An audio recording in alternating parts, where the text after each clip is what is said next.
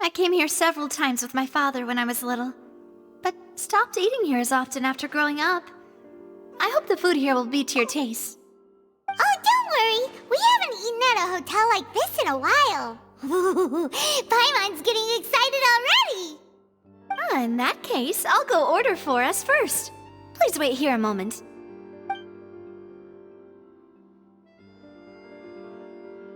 Ooh, everything looks so good. People in Fontaine sure know how to enjoy life.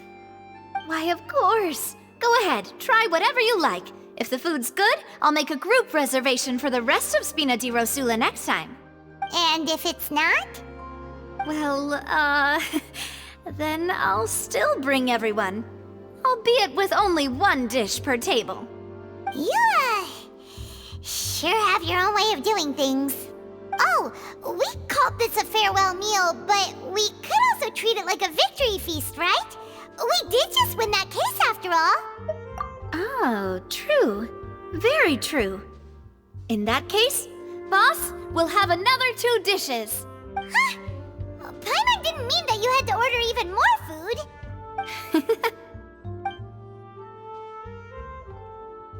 Speaking of cases, do you think that the mastermind behind the serial disappearances will get caught soon now that this has all happened?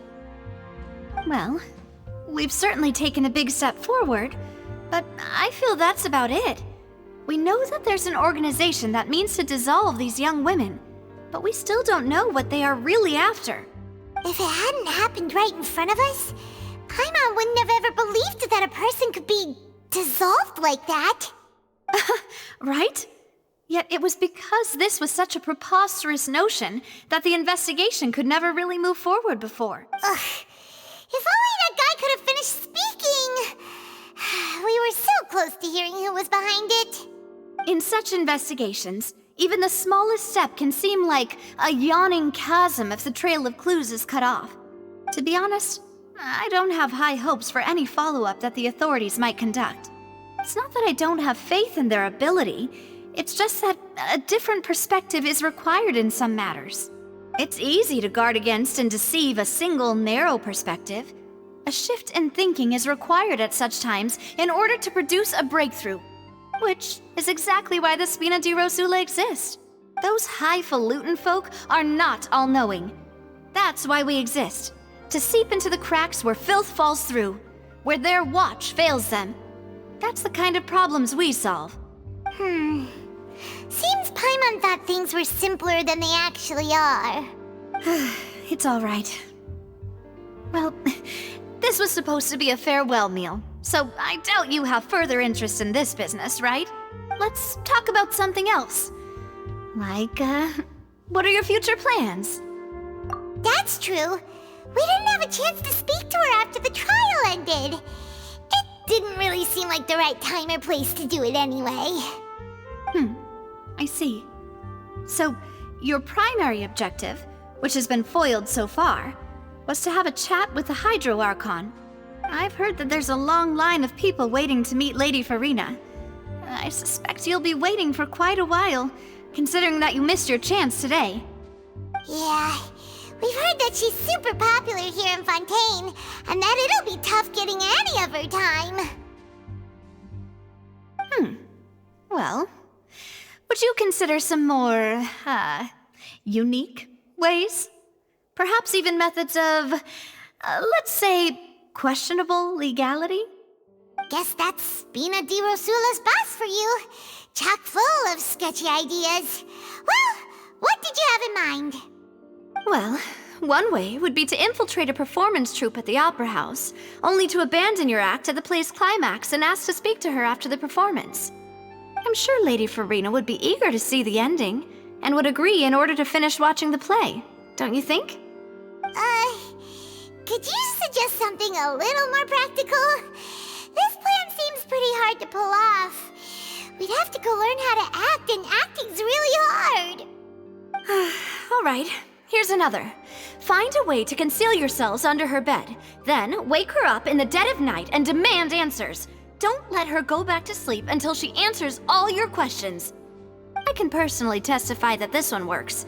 When I'm sleepy, I'll do anything as long as I can finally get some sleep.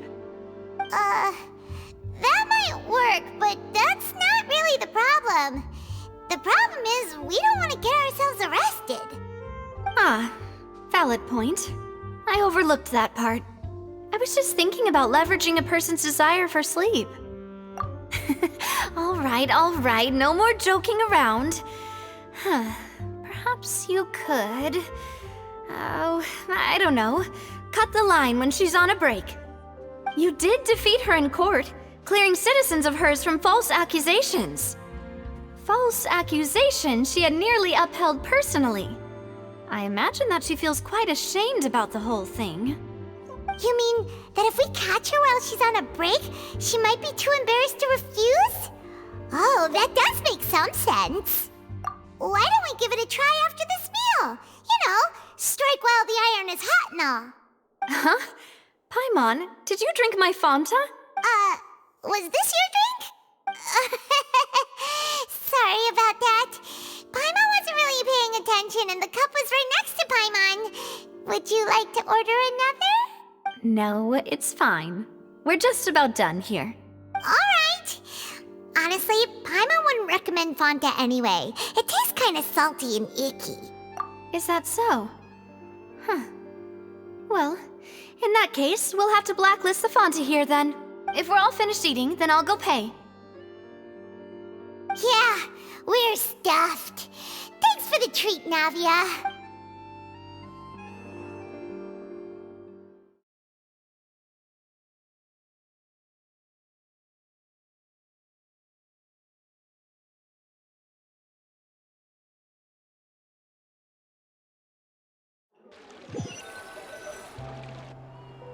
Oh, so full.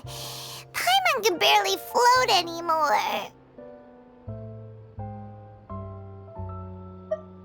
Can't you see Paimon's barely an inch off the ground? Okay. As for expenses this month, we're left with... Hey, Navia! What are you doing over there? Oh, nothing. It was just a meal, you know? Nothing the Spina di Rosula can't cover.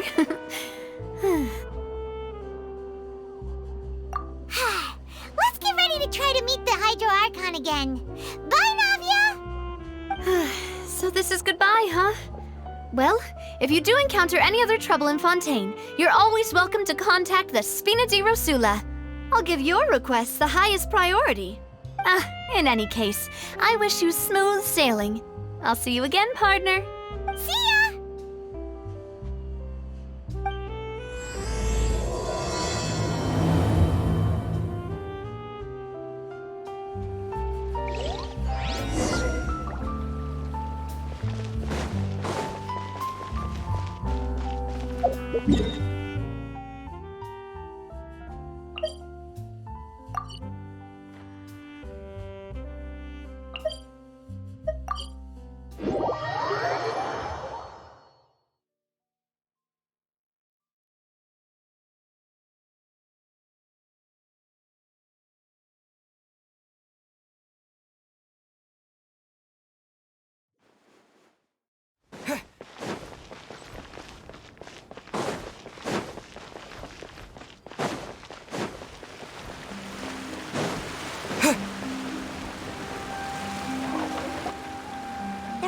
People around anymore.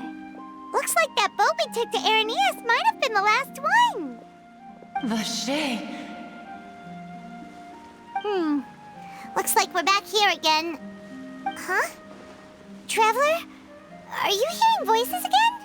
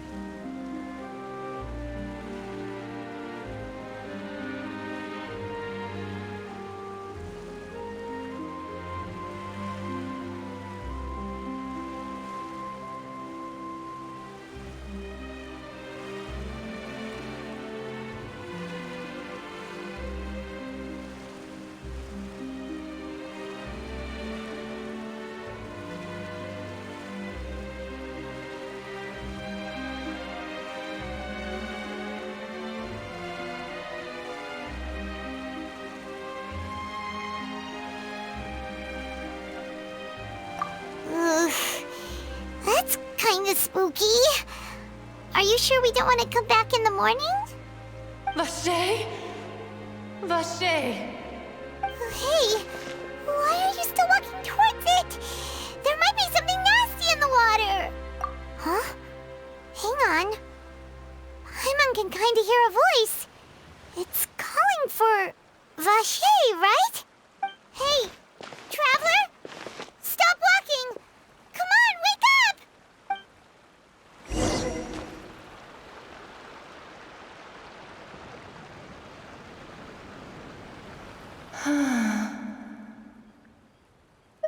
Vache! Are you... my dear Vache? No, wait. You seem to be someone else. Do you know Vache?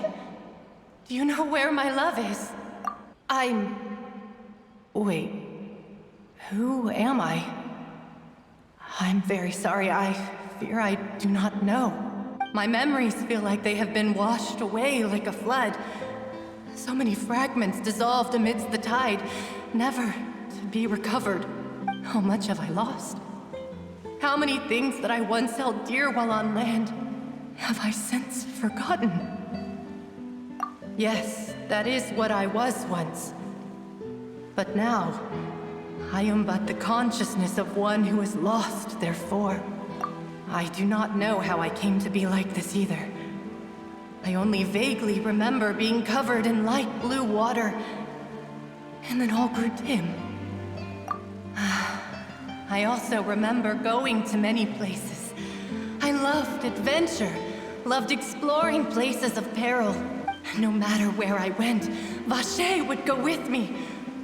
I knew how dearly he loved me, and I also loved him equally as much. But now, we can no longer go back. The pain of such parting. I never knew how heavy it could be. No, our reunion no longer has any meaning. There is no way for us to create any new memories. The thought of me gives him no succor. So let it lie forgotten beneath the waters. If you meet Vache, tell him not to look for me. Tell him to move on. That is the only thing I still remember. Perhaps that is so. As I was submerged in the waters, losing consciousness, I saw Vache above the surface. His eyes were filled with such sorrow, such longing. If only I could have comforted him, told him that I did not suffer. Indeed, I had felt a great warmth. Is that what you call it? Dissolving?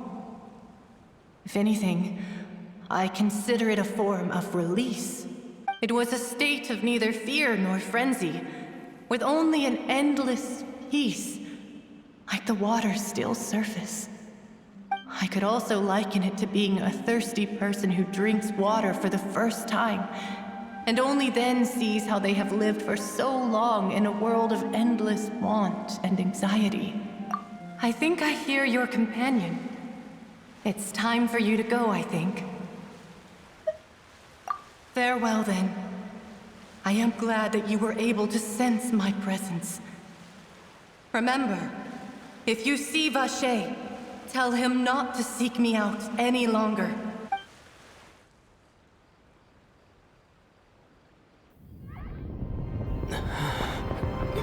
Wake up! Come on, hurry! Navi is outnumbered!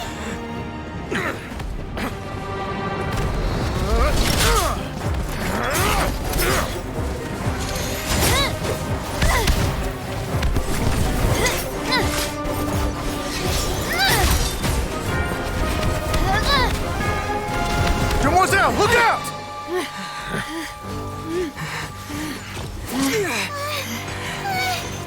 Dear God, it's a whole army of Gardamex.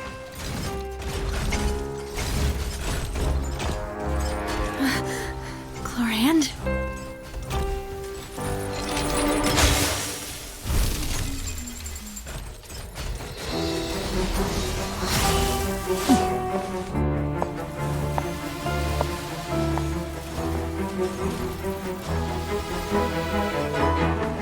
Now's our chance!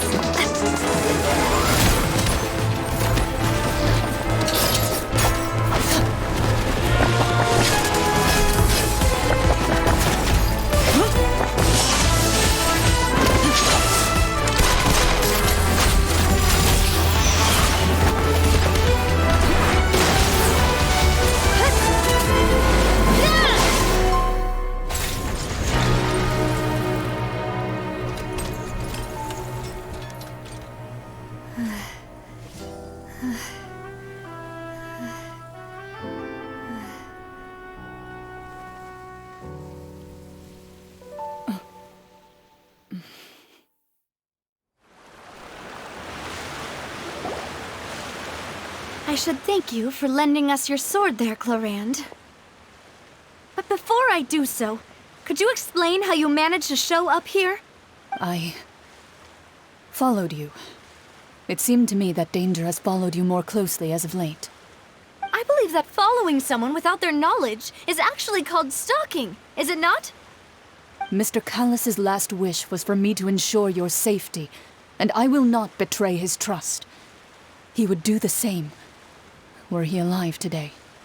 Do not speak of my father! Sorry, demoiselle. I was not strong enough. Thank you for your aid, Miss Clorand, but do keep an eye out for your manner of speech. I believe we all wish to avoid unnecessary emotional harm. Sorry, I did not consider your feelings. Whatever. What else do you know? How did you come to the conclusion that I'd be in grave danger? I doubt I know much more than you, but I believe that the mastermind behind the serial disappearances is very powerful. Your performance tonight will almost certainly attract their attention. I'm sure they've known about me. To be honest, I'm shocked it's taken them this long to act against me. And what about these Gardamex? I thought only those associated with the Maison Gardiennage could control them. None of these mecha have serial numbers. I was sure to check a moment ago. They are not the ones used by the authorities to enforce the law. I can only conclude that some powerful or wealthy party must have obtained them via illegal means, deploying them as a private force of sorts. What? Your point being that they're out of Spina di Rosula's league, then? Yes. Be careful, and do not act rashly. I will continue investigating no matter what. We will bring the truth to light. That's my father's true last wish. Regardless, thank you for your help today, Clorand. But if you get any ideas, tell me first. I don't much appreciate being followed. I do not think that they'll strike again anytime soon. So I shall stop following you. Good day, all.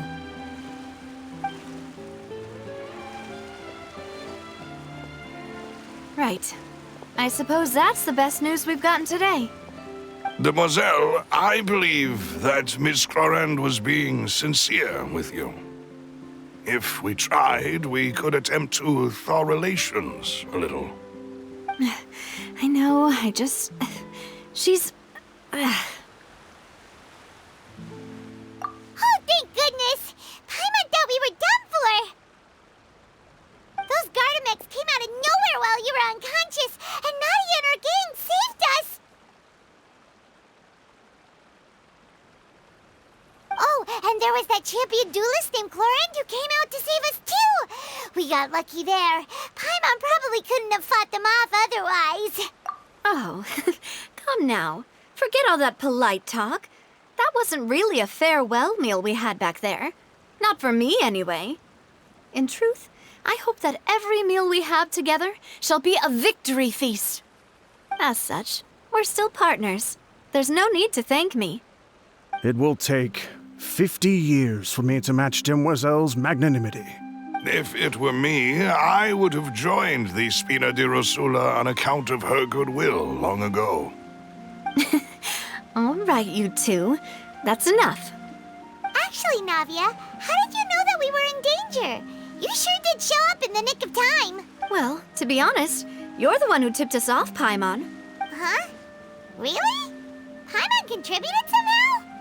Ooh, Paimon's even more amazing than she thought! Yes, all thanks to you grabbing my drink by mistake. how did that help? After we parted ways, I was on the way back to one of our bases when I suddenly thought of what you said, that the Fanta tasted kind of salty and icky. Fanta only comes in sweet flavors, so how could it have tasted salty? The color of the drink, if I recall, had also been a bit off. So the Fanta had been spiked with water from the primordial sea? Yes. So if you hadn't drunk that cup for me... Spina di Rosula is preparing the grandest of awards for you as we speak for saving the boss. Huh. Really? I sent people to Hotel de Boer to investigate, but whoever did this left no trace at all. That's when I figured out that you might be in danger and hurried here as quickly as I could. But why would they go after us too? All we did was defend Linny in court and help clear his name. Ugh, now we're caught up in this mess too, aren't we? Well, you did foil a plan that they were probably pretty proud of, and almost got their name in the process. Speaking of which, did anything strange happen when you drank the primordial seawater? Well, it can't be a coincidence that the traveler fainted just now. He said that he heard that voice calling for Vache again. Oh, and this time Paimon heard it too, but it was real faint.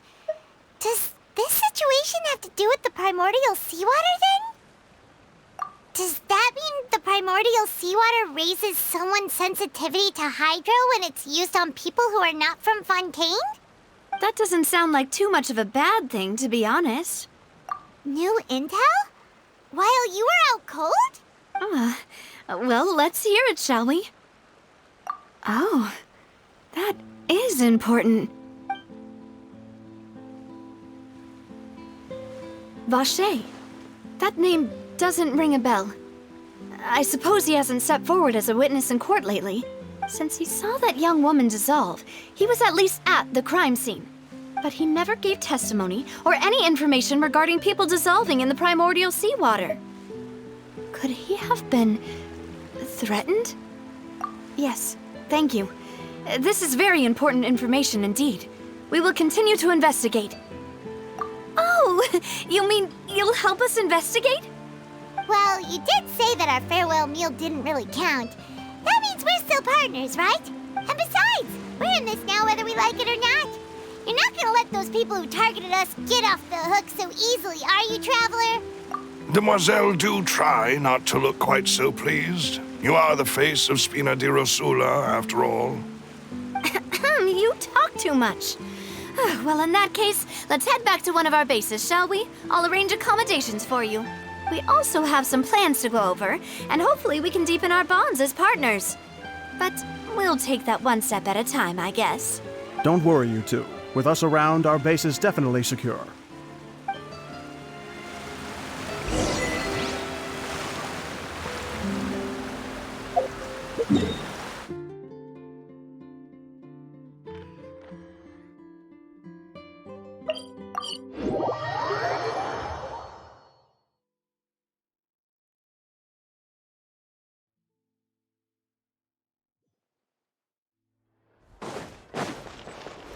Add Astra.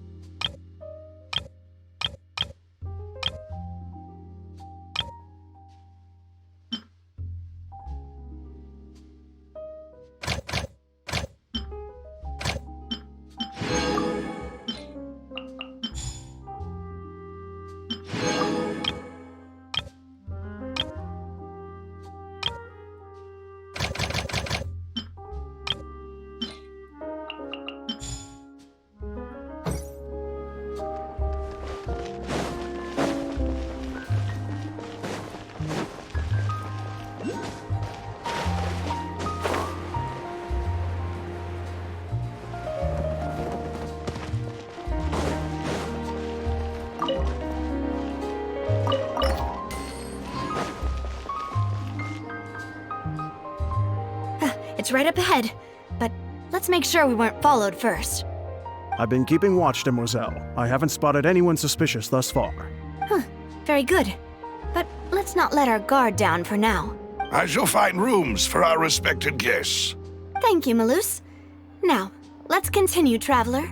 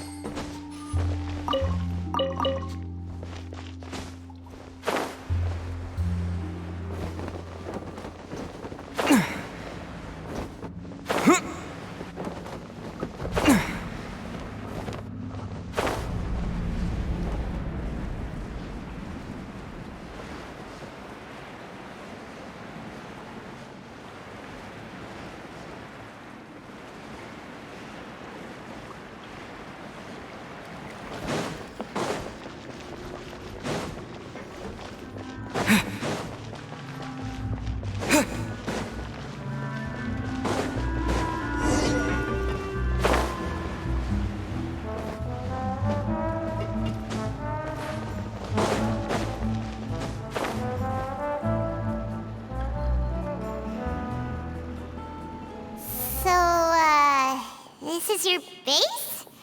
It's not quite what Paimon imagined. Your accommodations have been arranged. Under the present circumstances, I can confidently say it's the best we have. Well, our funds have been a little tight lately. After all, we don't allow illegal or unethical profiteering. In fact, our funds often come from citizenry who support us. Seems like it's tough times for everyone. But if you have the support of the people, that does sound like it's worth it. To be honest, our financial situation was a lot better back when my father was in charge a few years ago. I'm afraid I'm not quite his equal. Your father... he was the previous boss of Spina di Rosula, right? How did he... Demoiselle, if you'll allow me to explain. No. I'll explain it myself. I suppose I couldn't run from this topic forever. And as partners, this is something I hope they can understand. My father's name is Callus. Yes, the same one they call Callus the Unfaithful in the streets. 3 years ago, he was accused of murdering his own friend. But he chose a duel to defend his honor instead of standing trial. He died in the duelist's ring. Oh no. But I do not believe my father was a murderer. I'm sure he was set up. At the time, I believed that if he only stood trial and was duly investigated, something amiss would crop up and prove his innocence. But strangely, he not only requested the duel himself, but rumor has it that even after being seriously injured, to the point where he could be deemed as having lost the duel, he refused to surrender, determined to die in the arena. 3 years later, I still don't understand why he did that. How could he protect his honor if he's dead? If anything, he gave up his chance to defend himself. The closest piece of info I have is that my father had been investigating the serial disappearances case at the time of his death. Ah, so that's why you're so determined to get to the bottom of that case. That's right. I've also tried to investigate the murder my father was implicated in, but I haven't found a single new clue in my countless reviews of the investigation records. However, I believe that if the murder case is related to those behind the disappearances, they must know something. I must know what really happened. Was my father coerced? Framed? Even if he really did kill his friend, I must get to the truth. If only he'd been more open with me when he was still alive. He even hid the fact that my mother died due to complications when giving birth to me. And now, here I am investigating his death. You really are a handful, aren't you, Papa?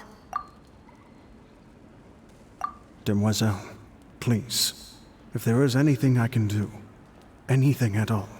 I also will never believe that Master Callus murdered anyone.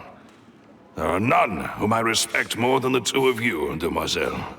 Master Callus did so much good in life, yet All it took was one murder case for him to be dubbed Callus the Unfaithful. Even our supporters decreased greatly due to that incident, hence our strained finances at present. Wait, if Callus was such a good man, wouldn't people at least be a little suspicious when he was accused? No. Perhaps people just revel in that kind of drama. It's not something exclusive to people from Fontaine, really.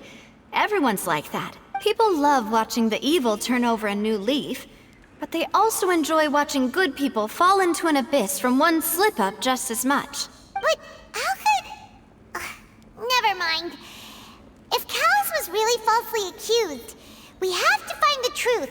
He didn't deserve to have that happen to him. There is one other thing. Master Callus's opponent in the duel was Ms. Clorand. Oh, her? Well, then, isn't that as good as saying that she was the one who killed him? Yeah, that's not the sort of thing that you can just let go and move on from. Ms. Clorand has always placed great emphasis on the honorable nature of the duel. If her opponent doesn't yield, she will not stop either. She knew Master Callus beforehand and greatly respected him, but seeing how he was resolute in the arena, there was only ever one choice she could have made. It's not that I don't understand her at all, but I just can't deal with this yet. Don't worry, Navia. Paimon knows how you feel. You don't have to force yourself to do that. Afterward, Ms. Clorand told us that at the start of the duel, Master Callus requested that she ensure Demoiselle Navia's safety. Yes, that is our understanding as well. Oh, Papa. What madness drove you to ask the person who killed you to take care of me? All right, anyway, that's the information I wanted to share with you. Even if it did sound like I was just complaining towards the end. Thanks. You two should go and rest. This was quite a day after all. Yeah, Paimon's beat. Please, relax and get some sleep. We will ensure you rest soundly.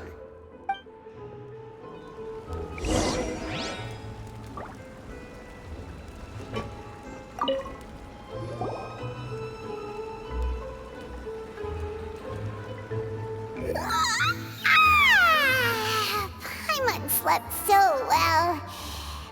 This place feels almost too safe. Huh? Navia? Where did the other two go? I sent them back to Poisson. It's Spina de Rosula's place of origin, and where we have our headquarters. There's not much for them to do here at the moment. Paimon gets the feeling that you're just trying to get them off your back. But never mind that. When did you get back? Were you waiting here the whole time? No, I just returned after going out for a while. I did some investigating yesterday regarding the name Vache. Wait, so you didn't sleep at all? How could I after having such critical new evidence appear? Guess Paimon wasn't speaking for everyone just now, huh? Unfortunately, this name seems to have been wiped from existence. It doesn't seem to have a match anywhere. I suspect that those behind this have already taken steps to hinder an investigation from this angle. But that does prove that this Vache person is a key witness in the incident. Does that mean we're too late, though? No. There is one ray of hope. One place in Fontaine that they would find almost impossible to threaten, no matter how much they wanted to. And that is the archives kept by Chief Justice Neuvillette. A place where detailed files on all the cases in recent years are kept. If the Oceanette you met is one of the young women who went missing recently, we should be able to find some related information there. So Neuvillette maintains an archive of case files? Whew. Guess that's the hard-working Chief Justice for you. In that case, let's go talk to him, shall we? Aren't you coming along, Navia? Did you get tired? No, it's nothing. Let's go see the Honorable Chief Justice.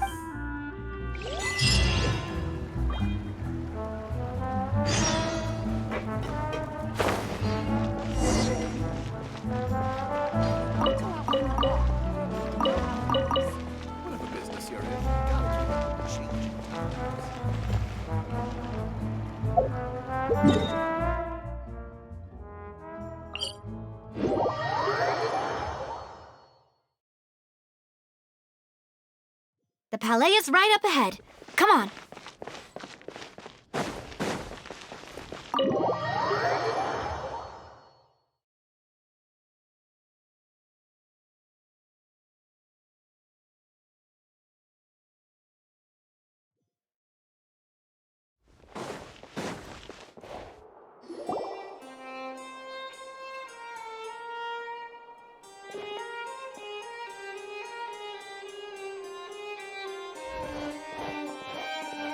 Halt! Please state your business here. The Chief Justice is presently occupied with official matters.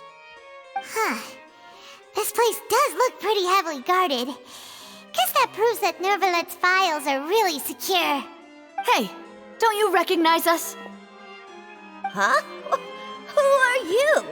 Just to be clear, I don't care who you are or who you might be related to. Our rules make no exceptions. See?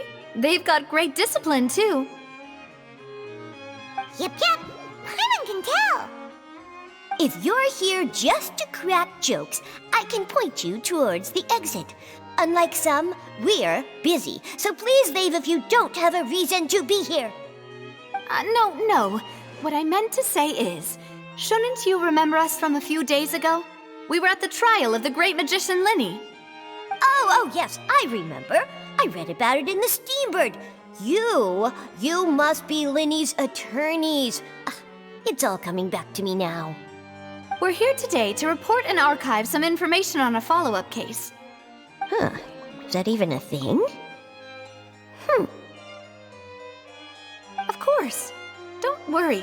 We're here on official business. You can trust us. All right then, I'll let you through. The Chief Justice is just inside. Thanks so much.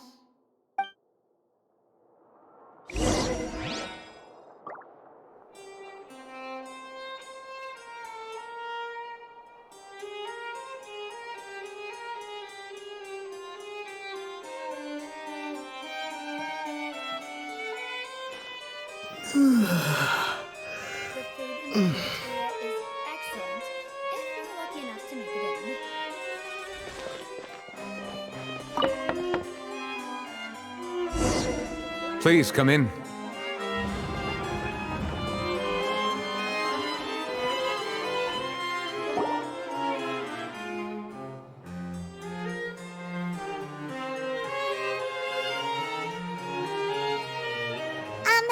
Sorry to barge in, Monsieur Nervalet. We only lied to get in because we didn't know any other way. It's all right. Please let me know how I may be of assistance to you. So you're not mad at us? We're looking for a man called Vache. He may have been an eyewitness in the serial disappearances case. If we can find him, we may be able to unearth some key information on the case. Ah, I see. In that case, please wait here a moment while I browse through the files.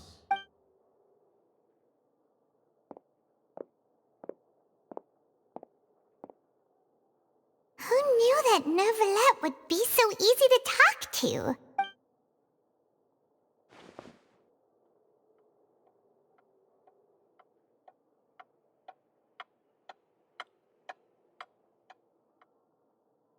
Unfortunately, I'm quite certain that no one by the name of Vache has been involved in any case, criminal or civil, in the past several years. There are no records of him either in the files or in my memory. Traveler, what if it was really just a dream? Is that so? All right then. Thank you so much, Monsieur Neuvillette. We'll take our leave now. Ahem.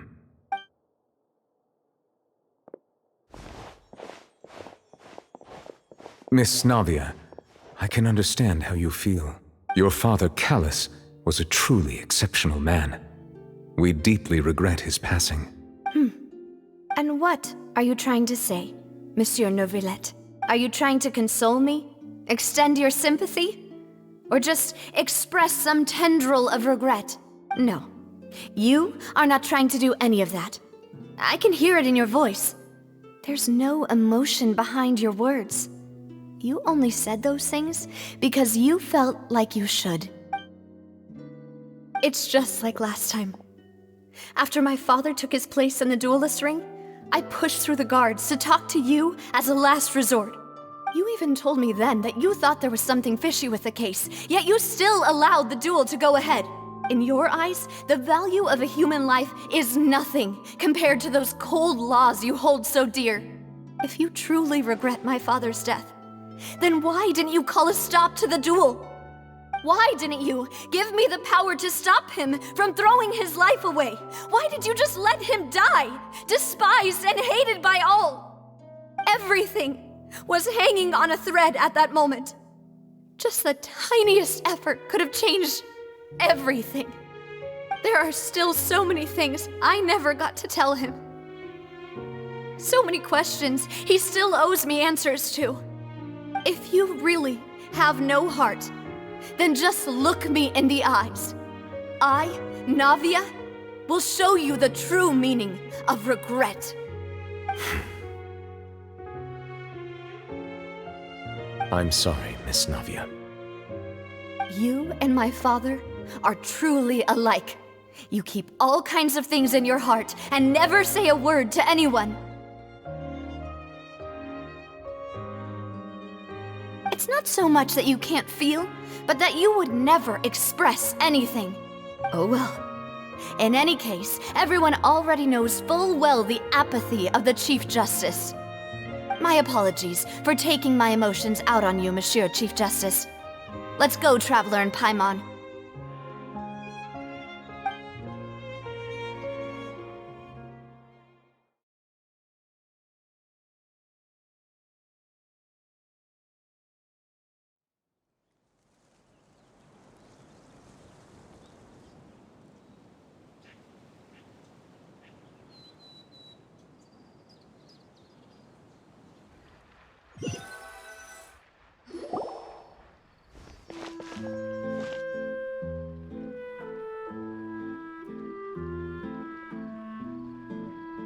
Navia, are you okay? I'm fine. Rain. It's raining. You're right. Wasn't it still sunny when we went into the building? And there shouldn't be any active trials today. How strange. Now that I think of it, on the day my father was convicted of murder, it was also raining. What is it? Did you think of something? Yeah, he was outside. It was uncovered and the rain could fall there. Why? Do you think the rain could have affected the crime scene? That thought has occurred to us before. We've even expanded the search area to try to account for that, but didn't find anything of value. Oh? Wait. You don't mean... So you're saying that the true murderer could have been turned into water and then got washed away with the rain? Yeah. And if that's what had happened, then no one would have believed your dad, even if he explained what he saw to the authorities. I really think I found a true genius for a partner. You're completely right. How did I not connect the dots earlier? All right, let's go to Poisson. With this new lead in mind, we'll get to the bottom of my father's case for sure. Yeah, we're gonna make progress for sure this time. Do you want to go with me now? Or do you want to head over by yourself later? Great. Let's go then.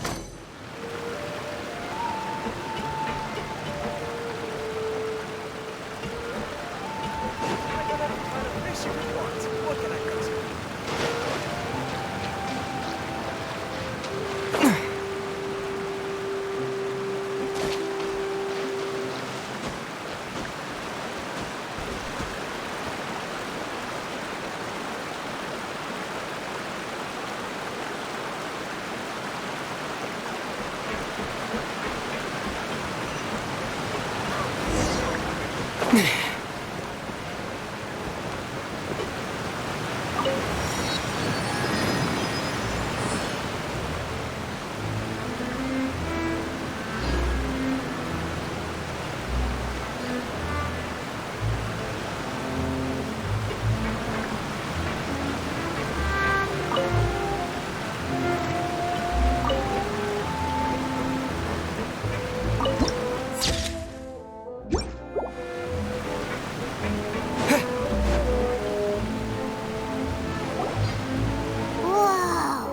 What a huge ship! Why would a ship be anchored at a place like this? There's no need to be so surprised. While it may look like a ship, it's actually Spina di Rosula's headquarters. My father was the one who asked for it to be built like this. Perhaps our taste in exterior design is the only thing we occasionally had in common. A gigantic and glamorous ship embodies discovery, opportunity, ambition, and conquest. It symbolizes Spina di Rosula's bright and limitless future.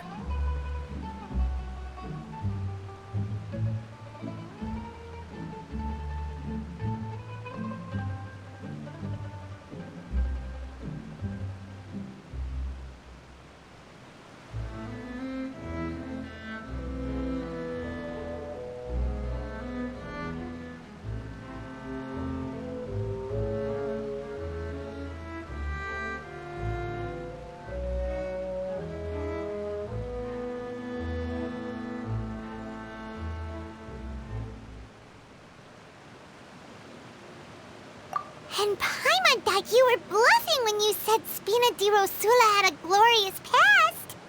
Paimon was confused why a group with such a history would live in the sewers. But now that Paimon has seen this ship for herself, she's been convinced. Well, Poisson is where Spina di Rosula began, after all. It's our main base, our home.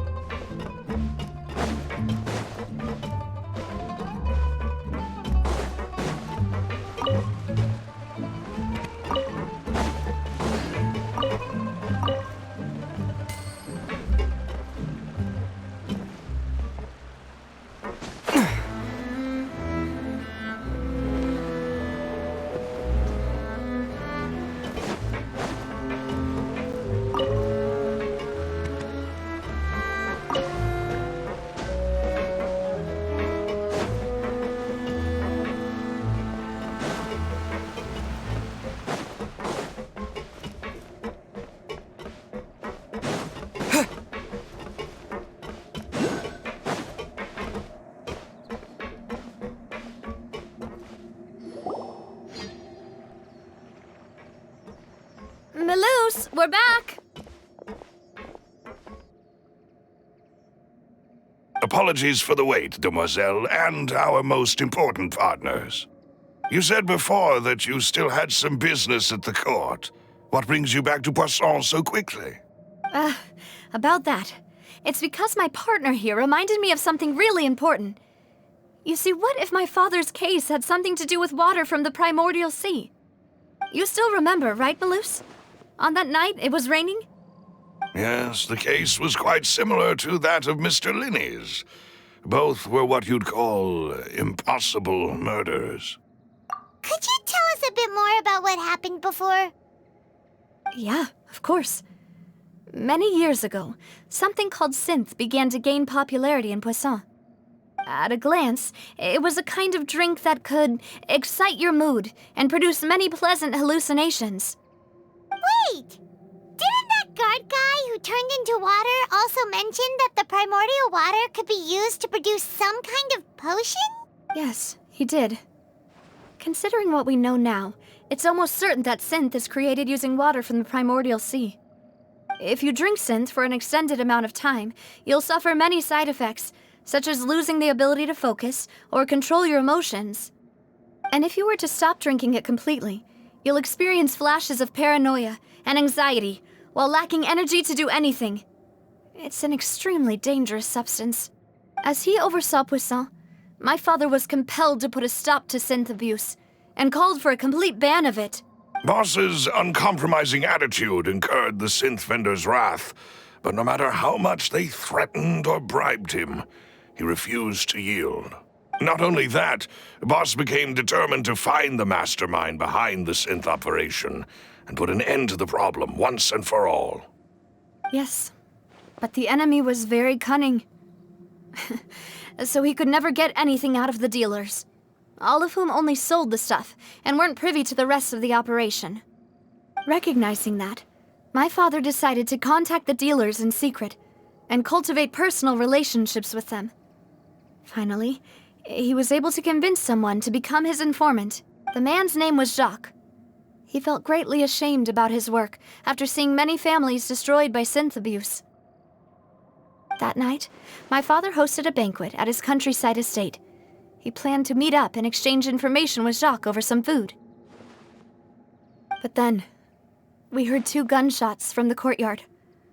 We raced to the scene and found my father, still holding a gun, and Jacques, who was already dead on the ground. Huh? How did that happen? Aren't they on the same side? Sounds just like Lenny's case, doesn't it? In both cases, the culprit seemed obvious, but neither appeared to have any motive at all. Looking back on it, though, I now believe the most important clue was something we all overlooked at the time. There were pieces of clothing left at the scene. Precisely.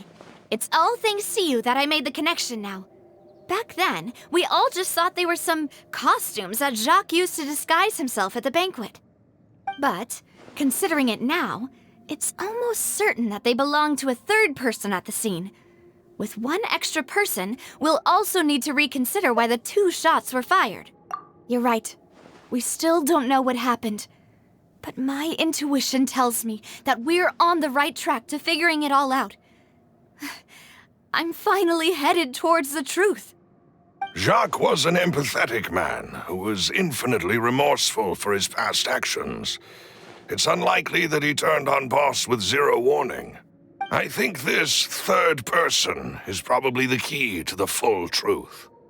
On that note, however, even though this will not please you, demoiselle, as your and your father's butler, I must still offer a word of warning. Our opponent is insidious and cruel.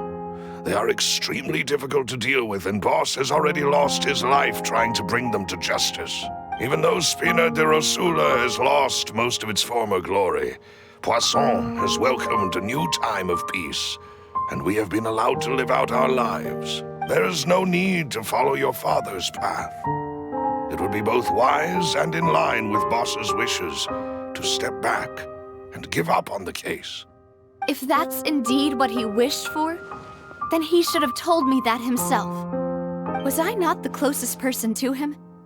And yet, I was the one most kept in the dark. What was the point of him dying without sharing any of the secrets he knew? Did he manage to protect anything in the end? Synth is still here. Callus the Unfaithful is still his epithet. And Spina di Rosula is barely getting by. Nothing has changed. Did he think I'd just accept his meaningless death and live out my life just as meaninglessly? I've never accepted that, ever. Not since that day, and certainly not now. I want to find out the real answer for everyone's sake. For the missing girls, for the victims, and for myself. Navia. This is indeed the best moment to act. Your partner appears to be quite reliable, and more importantly, Demoiselle, I think you're also ready to take this on. So you do know something else, Malus? Yes, I do. In fact, even before that banquet, Boss already knew of the connection between Synth and the serial disappearances case. But what drove all the tensions to the boiling point was the revelation that you, Demoiselle, had been selected as the next target to disappear. What? Boss also didn't tell you that he had been diagnosed with a rare illness. The doctors told him that he had no more than 5 years left to live. And the serial disappearances case caused him great anxiety. 5 years was nowhere near enough time to resolve this long-standing conflict, but once he passed away, all the danger would pass on to you. Knowing all of this, he decided to use one final intimidation tactic before his death. He claimed to have already gotten his hands on some key incriminating evidence for the other side, and even told some members of Spina di Rosula about the details.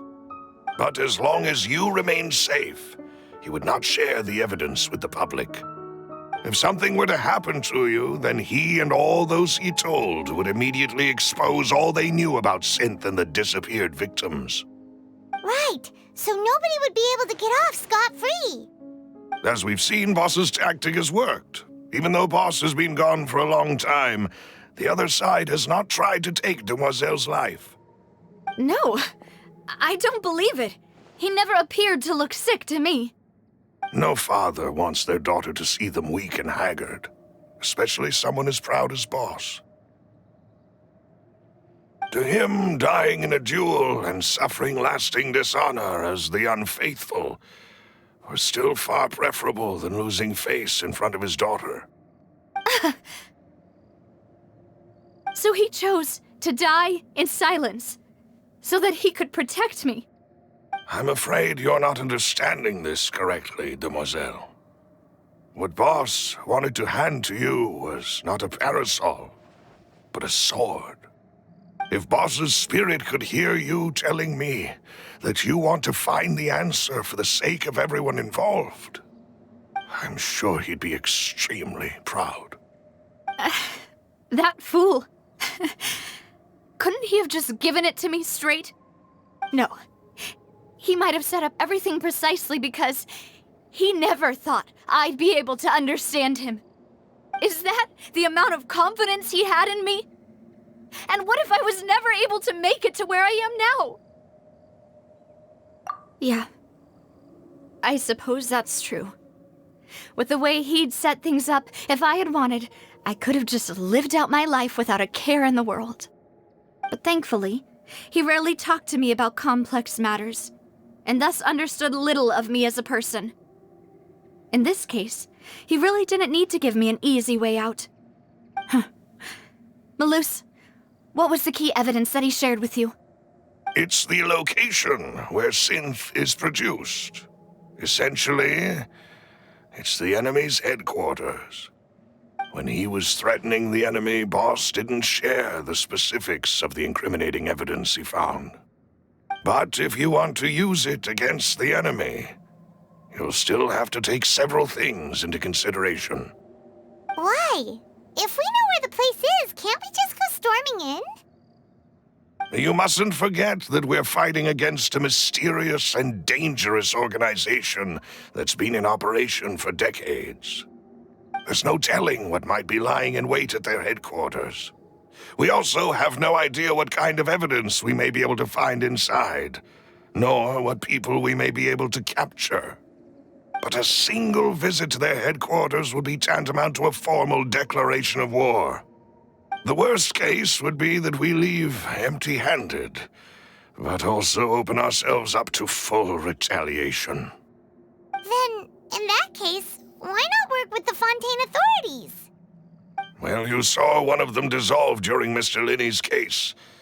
We have no idea just how thoroughly they may have been infiltrated. Huh. That's true. Seems my father really had no choice. But things are different now. It should be a lot easier to prove the other side's guilt, now that we've connected Synth with the disappearances case. You sound like you've put a lot of thought into this, Maloose. I am the butler, after all. I live but to serve the boss and Demoiselle's will. I've always been willing to take on any kind of risk for your sake.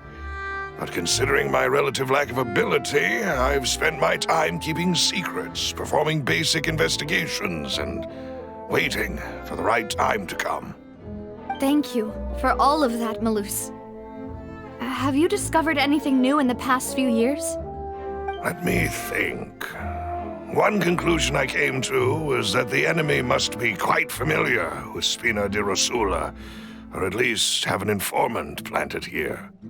When I announced orders to the organization's members on Demoiselle's behalf, I used to deliberately keep a few people in the dark and observe the reactions of the synth vendors. If the vendors didn't change their plans, then the individuals informed of our orders must be innocent. If the vendors packed up and fled, however, then someone must have given them the news. After several rounds of testing and investigative tracing, I've narrowed the suspect list down to 3 people. The first is Florent, Spina di Rosula's senior advisor. Huh? Florent? Yes, surprising, isn't it? He was one of the people Boss trusted the most, which also means that he was someone who understood Boss really well.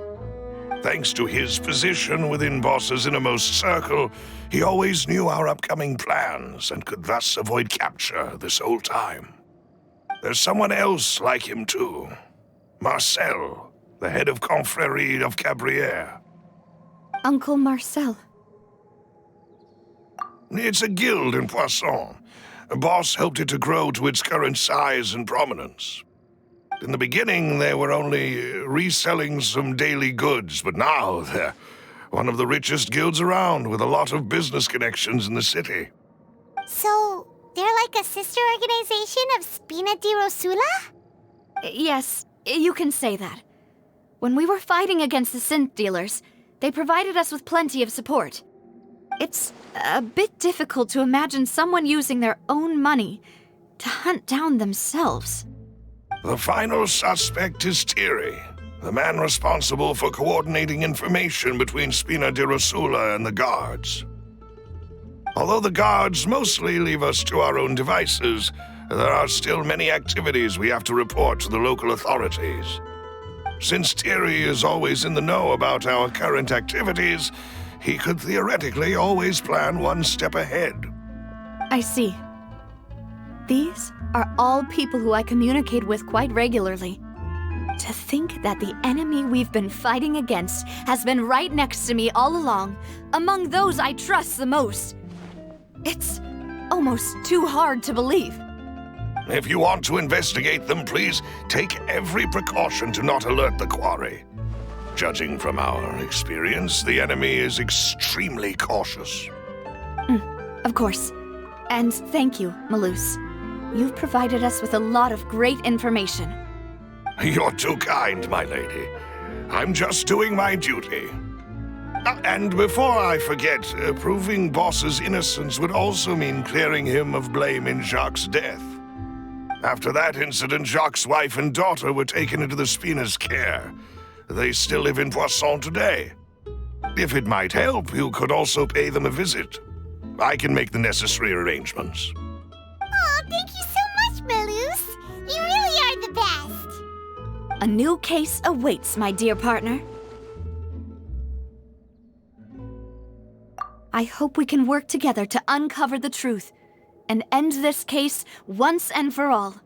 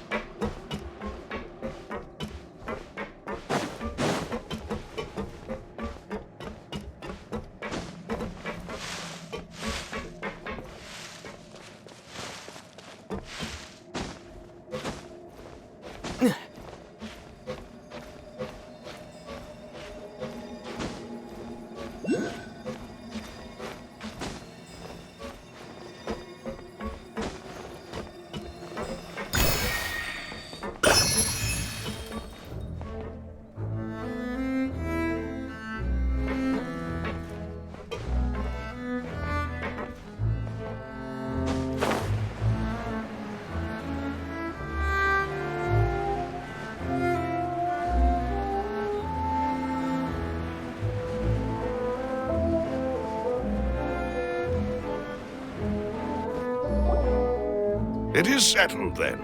Please excuse me, and enjoy your conversation at your leisure.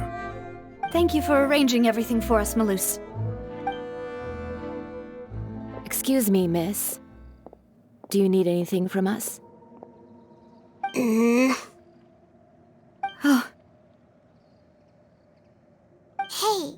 Navia's all quiet. This isn't like her at all. I'm sorry that I only came to visit after all this time.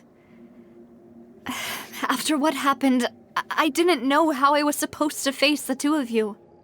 Ah, if it's about that, there's no need to apologize. After my husband died, Spina di Rosula sent us a lot of mora and support. I understood your guilt and apology to be genuine. But aren't all of those things nothing compared to the loss of Jacques? I can understand the kind of pain that comes with losing a father so needlessly. You don't understand at all. I didn't know how to face you, because I didn't know what I could possibly bring as a consolation gift. I know only the full truth could bring closure to you, and to all of us. I'm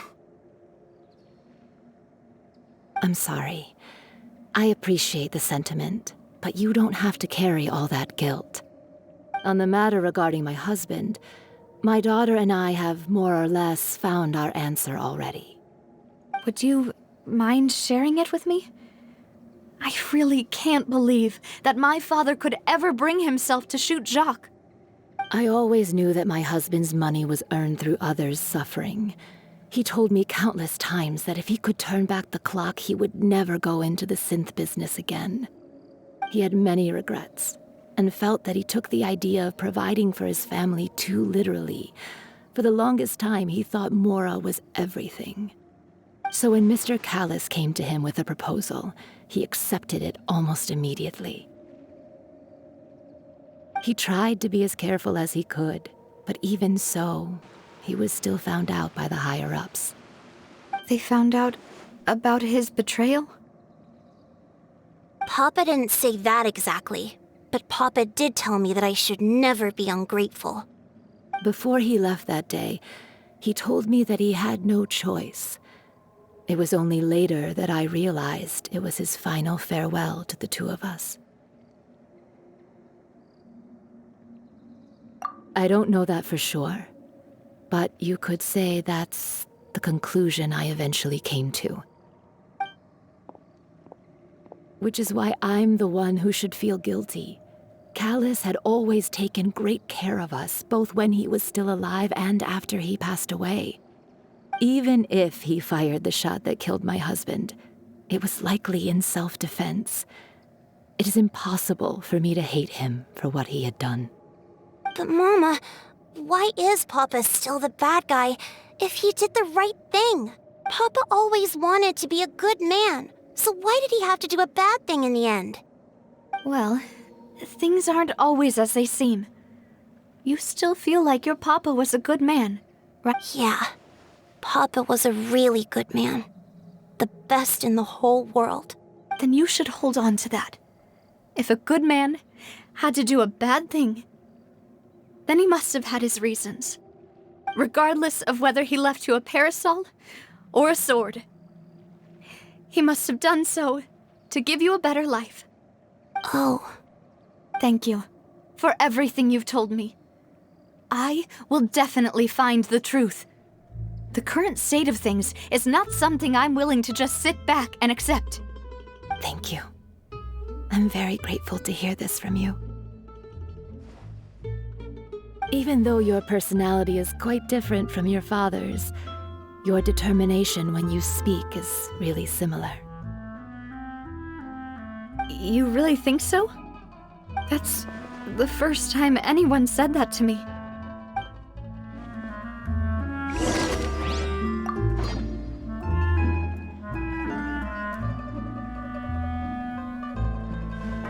Are you okay, Navia? I'm fine. Don't worry. Let's investigate the 3 suspects next. Florent should be nearby, and we should be able to find Thierry and Uncle Marcel in the city. I'll get myself together on the way, so please don't worry.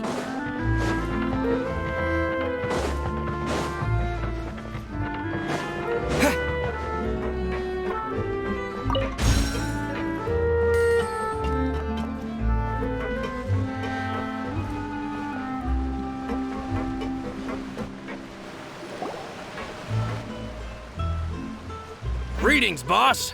How may I be of assistance today? I'm sure you've heard about what happened at the Opera House.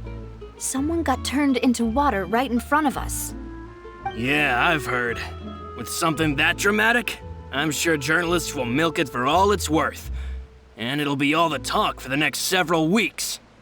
It also reminded me, on the day that the incident happened with my father, it was raining outside, and we found some clothes left at the scene. After my partner here put the dots together for me, I feel like we should try to reopen his case.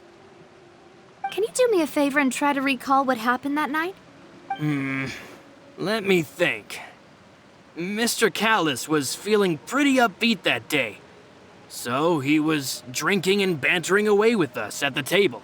After that, he told us that he wanted to go get some fresh air. So we let him go without thinking much of it. Who knew that we would hear 2 gunshots ring out right after? My first reaction was that Mr. Callis's life was in danger. So I grabbed my holster and made a mad dash toward the scene. But when I got there, it was already too late. Mr. Callis was standing over a dead body with a gun in his hands.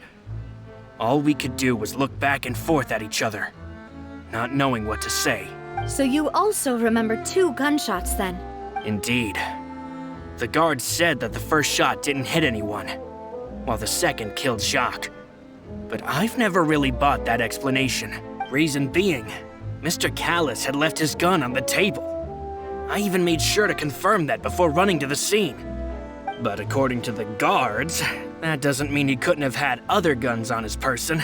About the clothes left at the scene that you mentioned, do you think there was a third person there who was turned into water?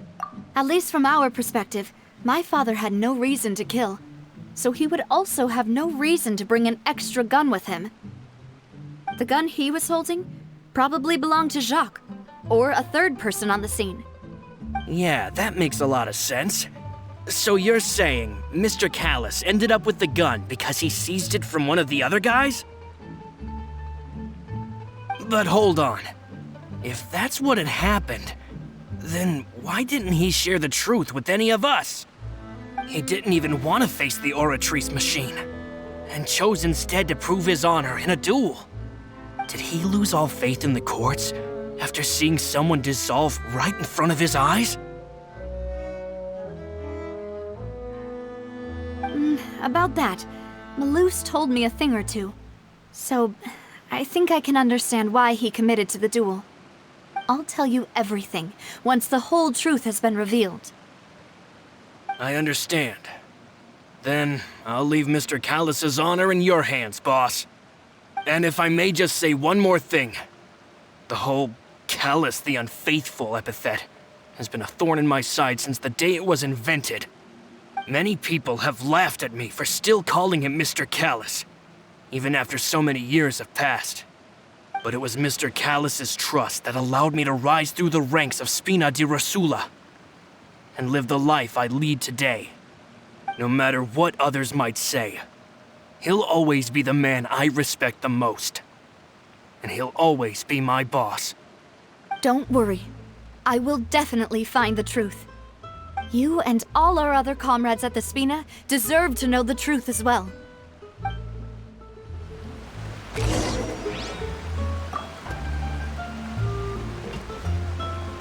Windblade!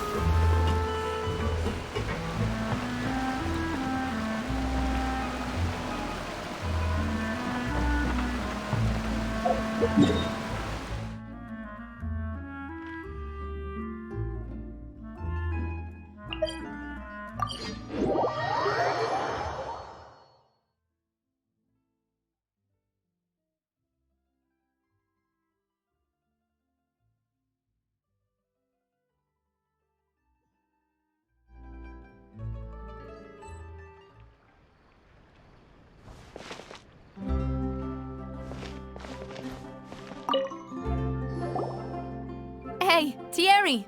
It's me! Oh, now, what brings you here, Miss Navia? I've heard that you made quite the name for yourself at the Opera House. Oh, so you've caught news of that already. Oh, okay. Hey, I'm also a member of the Guards, you know.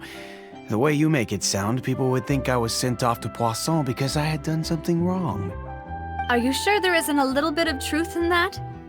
Under normal circumstances, shouldn't you have been called back to the city already? I mean, where I work is really up to me.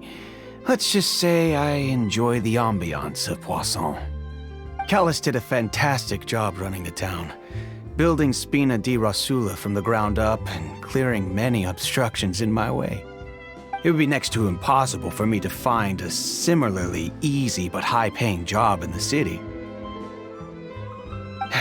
Anyway, enough chit-chat. Are these two friends of yours? You, here for some formal business? Yes. These two are my partners. What happened at the Opera House made us realize that Linny's case and my father's may be related. We're trying to reinvestigate the details of my father's old case. Ah, I get it. You think there might be more to the case now that we know people can be dissolved into water, right? I was also flabbergasted when I first heard of it. If you want to go through the original files from your father's case, I can help you look for them. That'd be much appreciated. Thank you. Actually, I have another question. Do you have the authority to dispatch Gardamex? Of course. Without them, I couldn't possibly handle Poisson on my own. Why do you ask? We definitely can't use them to forcefully get more evidence for your father's case. Well, you see, just recently, we were attacked by a horde of unnumbered Gardamex in the city. So, if you hypothetically wanted to do something against me, all you would need to do is get rid of the mecha serial numbers and send them after me. Then you think too highly of my abilities. Dispatching mecha is very different from controlling them. If I had to make an analogy, when you order a dish, the chef will make it for you. You can ask the chef to cook, but not to massage your shoulders or carry your baggage. If you try to make unreasonable demands, the chef would just think you're out of your mind and ignore you completely. The same goes for me and my Gardamex. Removing a serial number is also not as easy as you might think. There are a lot of complex steps to it, and it's almost impossible to keep it a secret. So I can promise you, those mecha were definitely private units. They're certainly not cheap. So, whoever their owner is must be super rich, powerful, or both. Now that you mention it, though, being in the synth business would definitely be profitable enough to afford this. Oh, then you're officially in the clear, Thierry. Oh, well, thank you for the vote of confidence, Navia. Jokes aside, I'd like to wish you all the best with your investigation.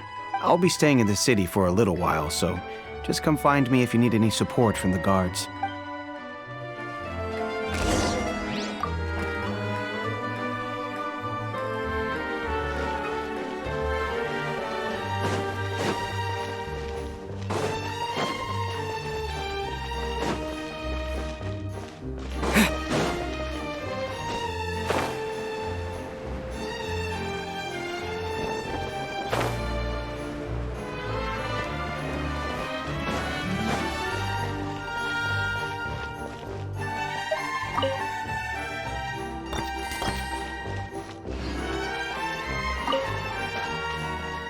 Welcome to the court of Fontaine.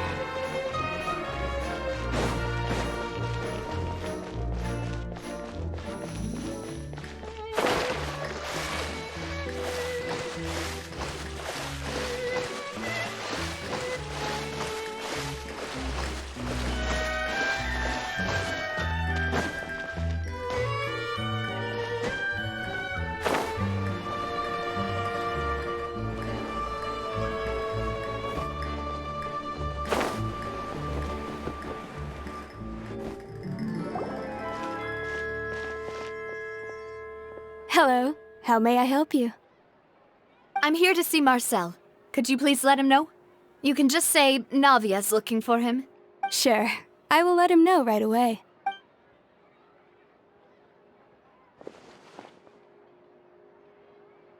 Navia, hello.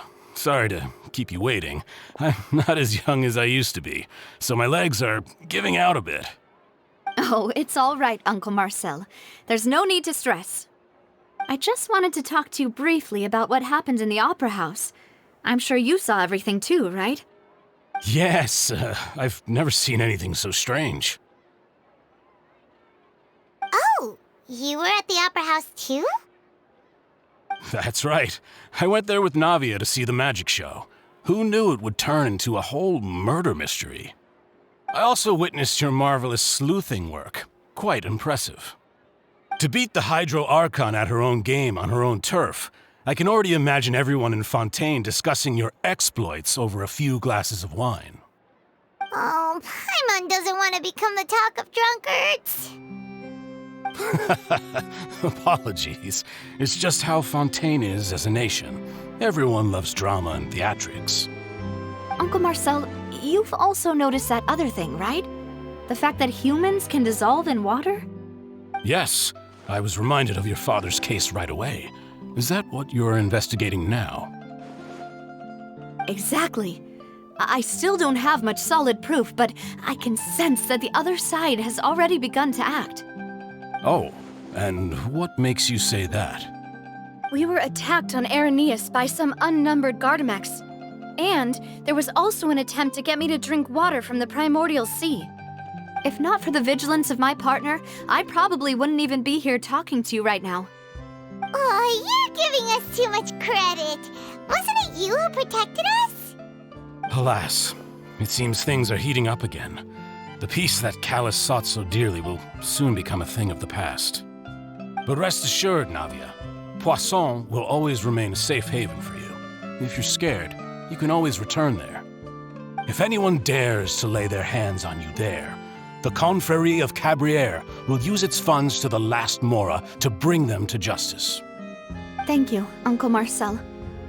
But I don't intend to go into hiding. I'm going to strike while the iron's hot. Do you have any new thoughts on my father's case? About that. Sorry, my age is catching up with me, so it'll take me a while to recall my memory. The Confrérie was responsible for that banquet, so I was out and about the whole time making sure things were running smoothly. I didn't even have the time to drink with the guests. Then I heard the sound of a gunshot, and the rest was history. Oh, it's okay. No need to push yourself. We'll ask around some more, see if there are any valuable clues elsewhere. Sounds good. Just let me know if you ever need Mora. All my wealth comes from Callus's patronage and support. I'll spend however much it takes to clear his name.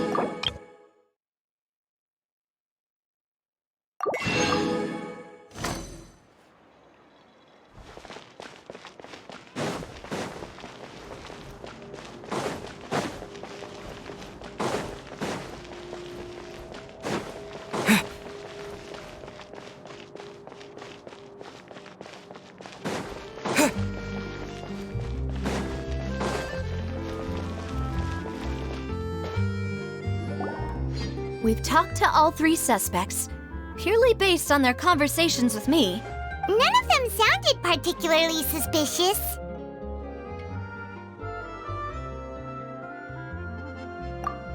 I suppose that's to be expected, though.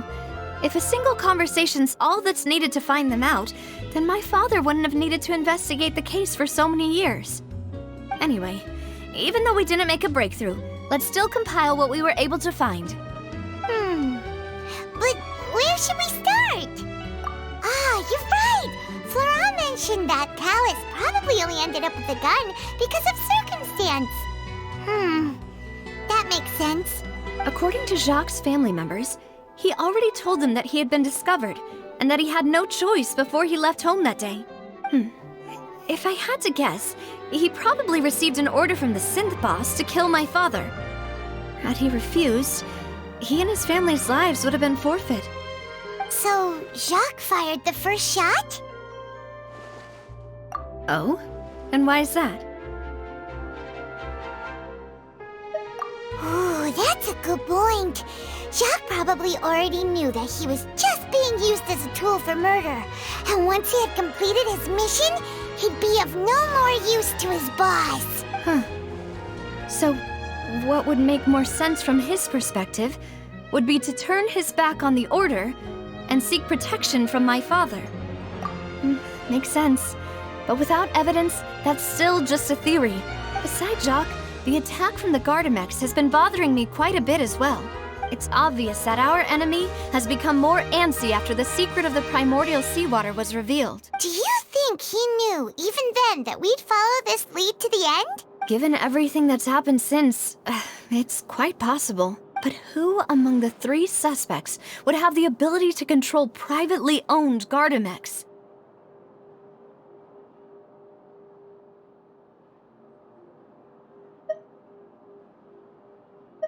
Uncle Marcel? My father did really trust him. And they worked together on a large number of projects. Maybe that's how he got to know Jacques. And with funds from the Confrérie, he could also afford a large number of Gardamex. It's still really hard for me to imagine, though. After all, Uncle Marcel has been around since I was just a child. Also, wouldn't this mean he has been spending a whole lot of Mora and energy to fight his own synth business?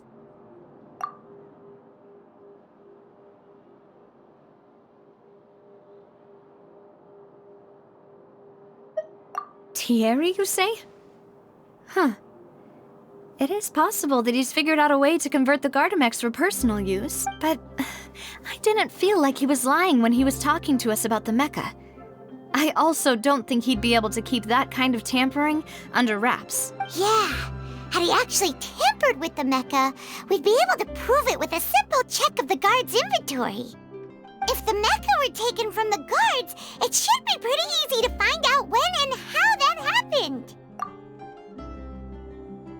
Florent? It is true that he was closest to my father, and thus had the best chance of learning about his dealings with Jacques. But as Spina di Rosula's advisor, his work mostly deals with personnel and security, so he shouldn't have much means when it comes to finances. So you're saying he's too broke to afford a mecha army? Exactly. He can't. And even if he could, I don't think he would be able to dispatch a whole group so quickly. Who could it be?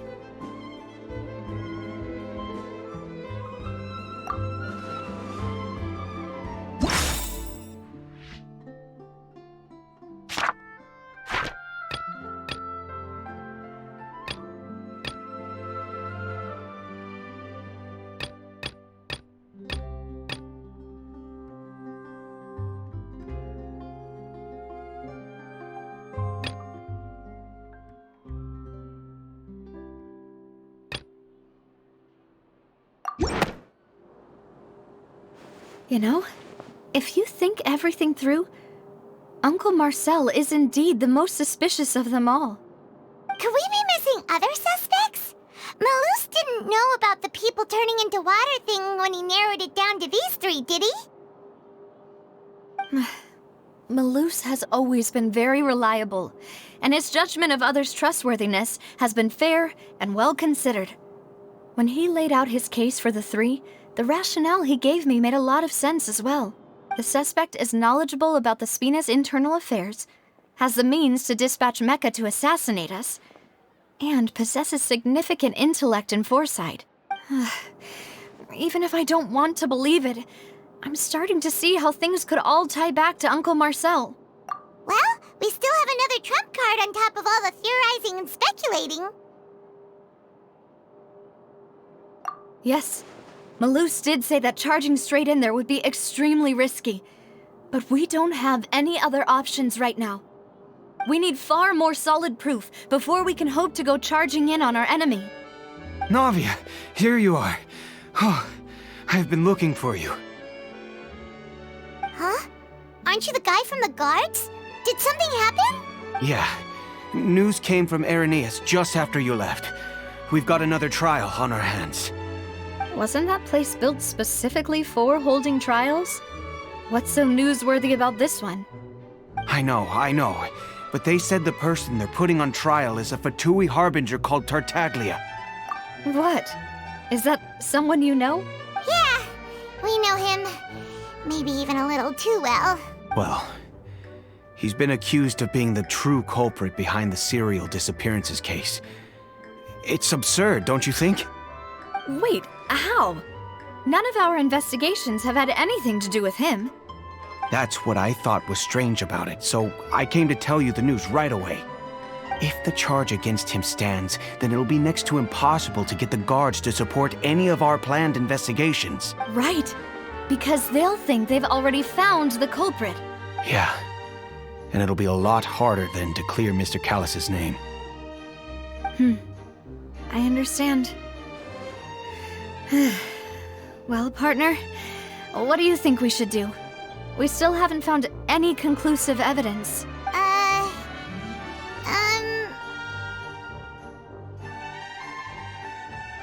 Huh? Split up? What do you mean?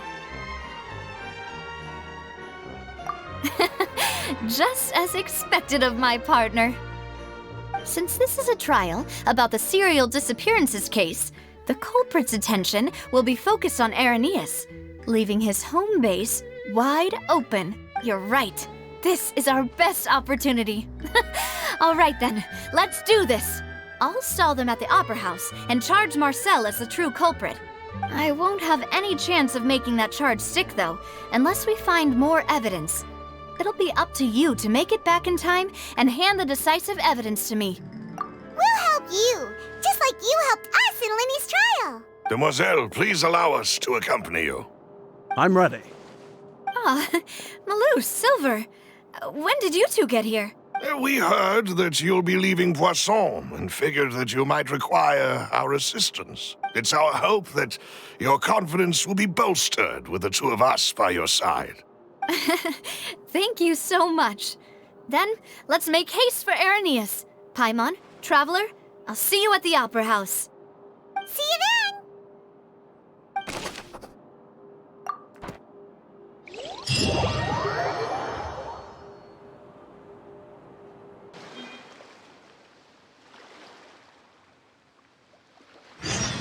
Now that Navia has set out for Irenaeus, we should also get going. The location has already been marked on the map, so let's head over. Huh. According to Malusa's info, the synth production base is underwater. Let's go and try to find the entrance.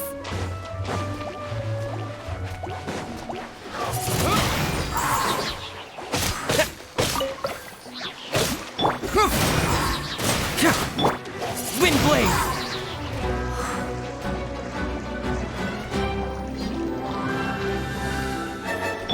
Dodge this!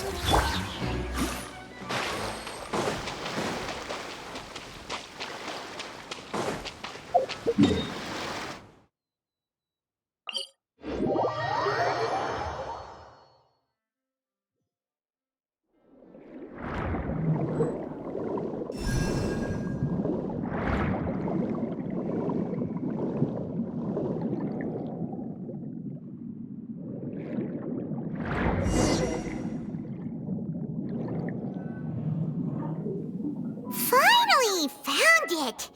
Huh. So this is the entrance that leads to the synth production base. It sure doesn't seem out of the ordinary at all. Ah, you're right. An important place like this is bound to have a ton of protective measures and mechanisms. Navia's probably arguing up a storm right now to stall for us.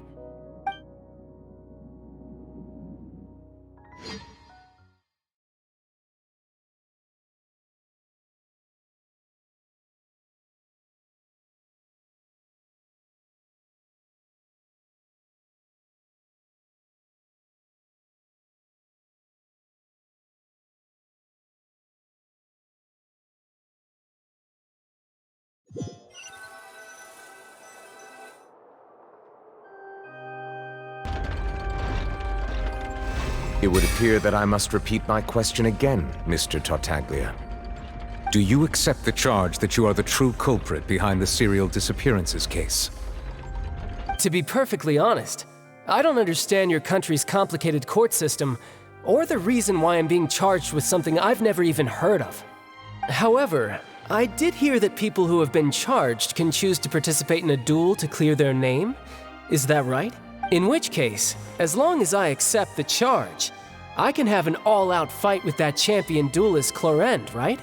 I've got to admit, that's one of the most enticing offers I've ever received. When I privately sparred with her last time, she was obviously holding back. Real disappointing. Hey! Don't you understand? You're currently the prime suspect for a major case. This isn't the place for you to be looking for fights. Oh? Sounds like the Hydro Archon wants to lecture me on the ways of the Opera House. Then why don't you duel me too? I'm the kind of student that learns best in the heat of battle. No. That's not what I meant. Alas, it would appear that communication with the defendant is going poorly, and we have made very little progress. In that case, let me explain everything from the very beginning again. The goal of this trial is to determine the culprit behind the serial disappearances case.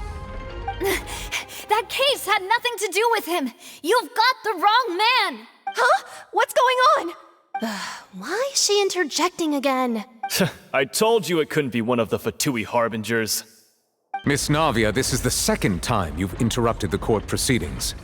I only tolerated your behavior last time because you were able to provide the court with a key eyewitness.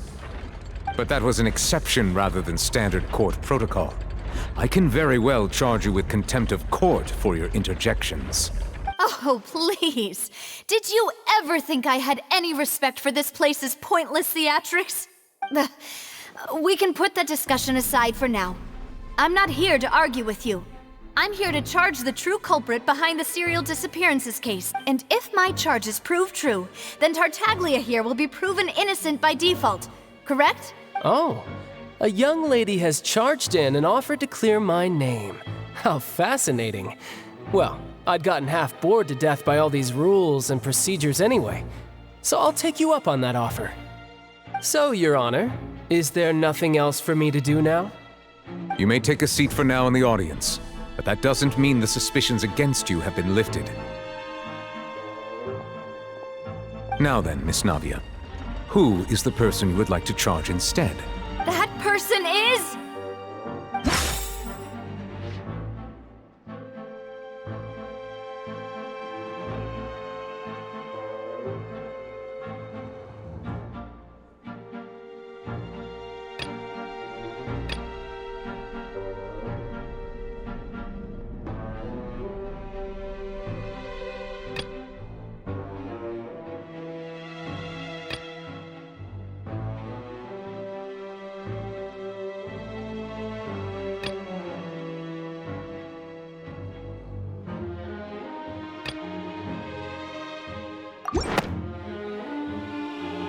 Marcel, the head of Confrérie of Cabrières! Huh? What confrérie? Never heard of them in my life. I've heard of them, but weren't they Spina di Rosula's sister organization? Oh, is this going to be a friends to enemies type situation? Please let me remind you, Miss Navia, that charging someone is an incredibly serious matter. Committing to the charge also means taking on the legal responsibilities associated with it. And if the charge fails, depending on the circumstances, you may also be charged with the crime of making a false accusation. Knowing this, do you still wish to charge this man? Yes, I do. In that case, I declare the charge to be valid. Miss Navia and attorneys, please take your places on the court. Members of the guards, please contact Mr. Marcel right away so that he may stand trial.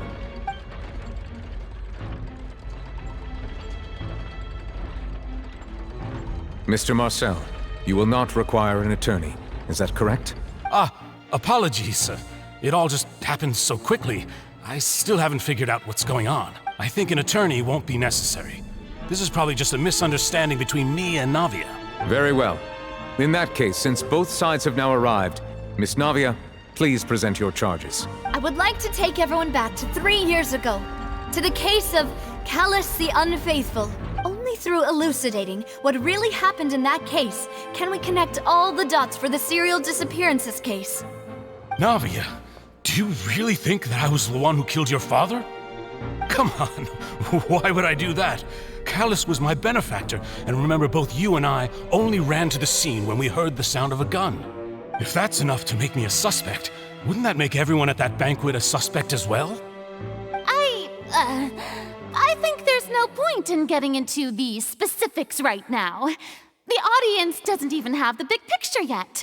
Even I'm struggling to remember some details. Exactly correct, Your Honor.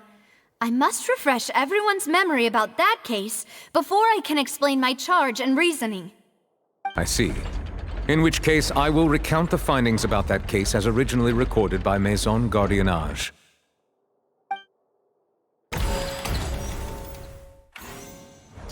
On the day of the murder, Spina di Rosula hosted a large banquet in a countryside estate owned by the Confrérie of Cabrières. During the banquet, all attending guests heard 2 gunshots from the courtyard. When the guests arrived at the scene, they found the primary suspect, Callus, holding a gun, while his acquaintance, Jacques, lay dead from a gunshot wound. The guards' investigation did not recover any other firearms from the scene. As a result, they concluded that the suspect's first shot must have missed, while the second must have taken Jacques' life. The suspect did not dispute this conclusion, and also declined to defend himself in court. Instead, he chose to prove his innocence through a duel. Callus was defeated by champion duelist Clarand in the ensuing duel, and soon succumbed to the injuries. These are the known facts about the case. The one with the motive to kill was Jacques, not my father. And even so, Jacques still had no reason to pull the trigger. In truth, the third person shot Jacques first, and was shot in turn by my father when my father seized the gun from him. After that, the true culprit turned the third person into water, erasing all traces of him from the scene. Thank you for the summary, Your Honor. Of course, the guard's conclusion appeared quite sensible to us at the time. However, we should revisit the case now that we've gained new information about the abilities of water from the primordial sea.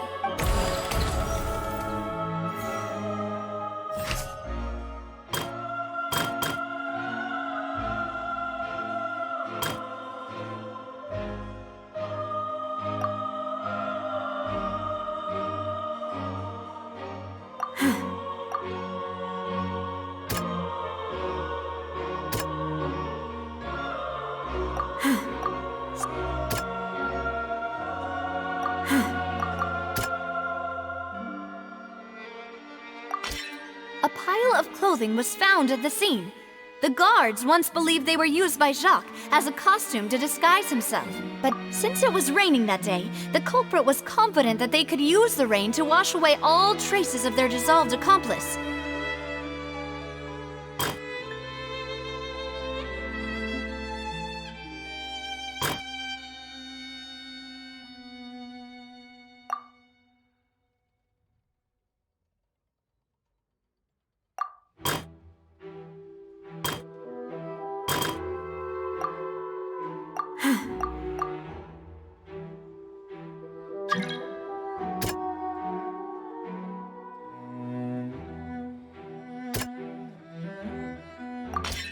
The testimony of the victim's family confirms that Jacques had thoughts of assassinating Callus when he set out for the banquet. However, in the end, he reconsidered and instead shared everything with Callus, hoping to seek the latter's protection. Unfortunately for Jacques, the true culprit had already considered this possibility and had sent out another assassin.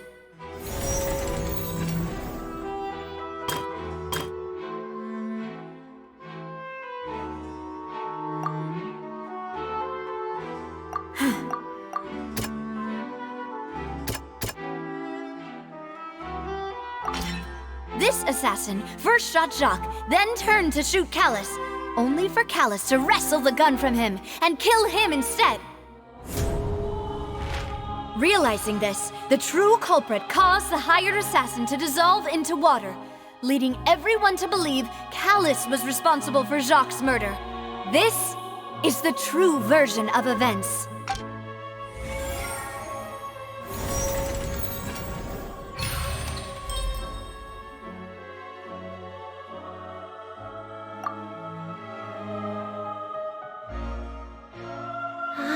That's what happened.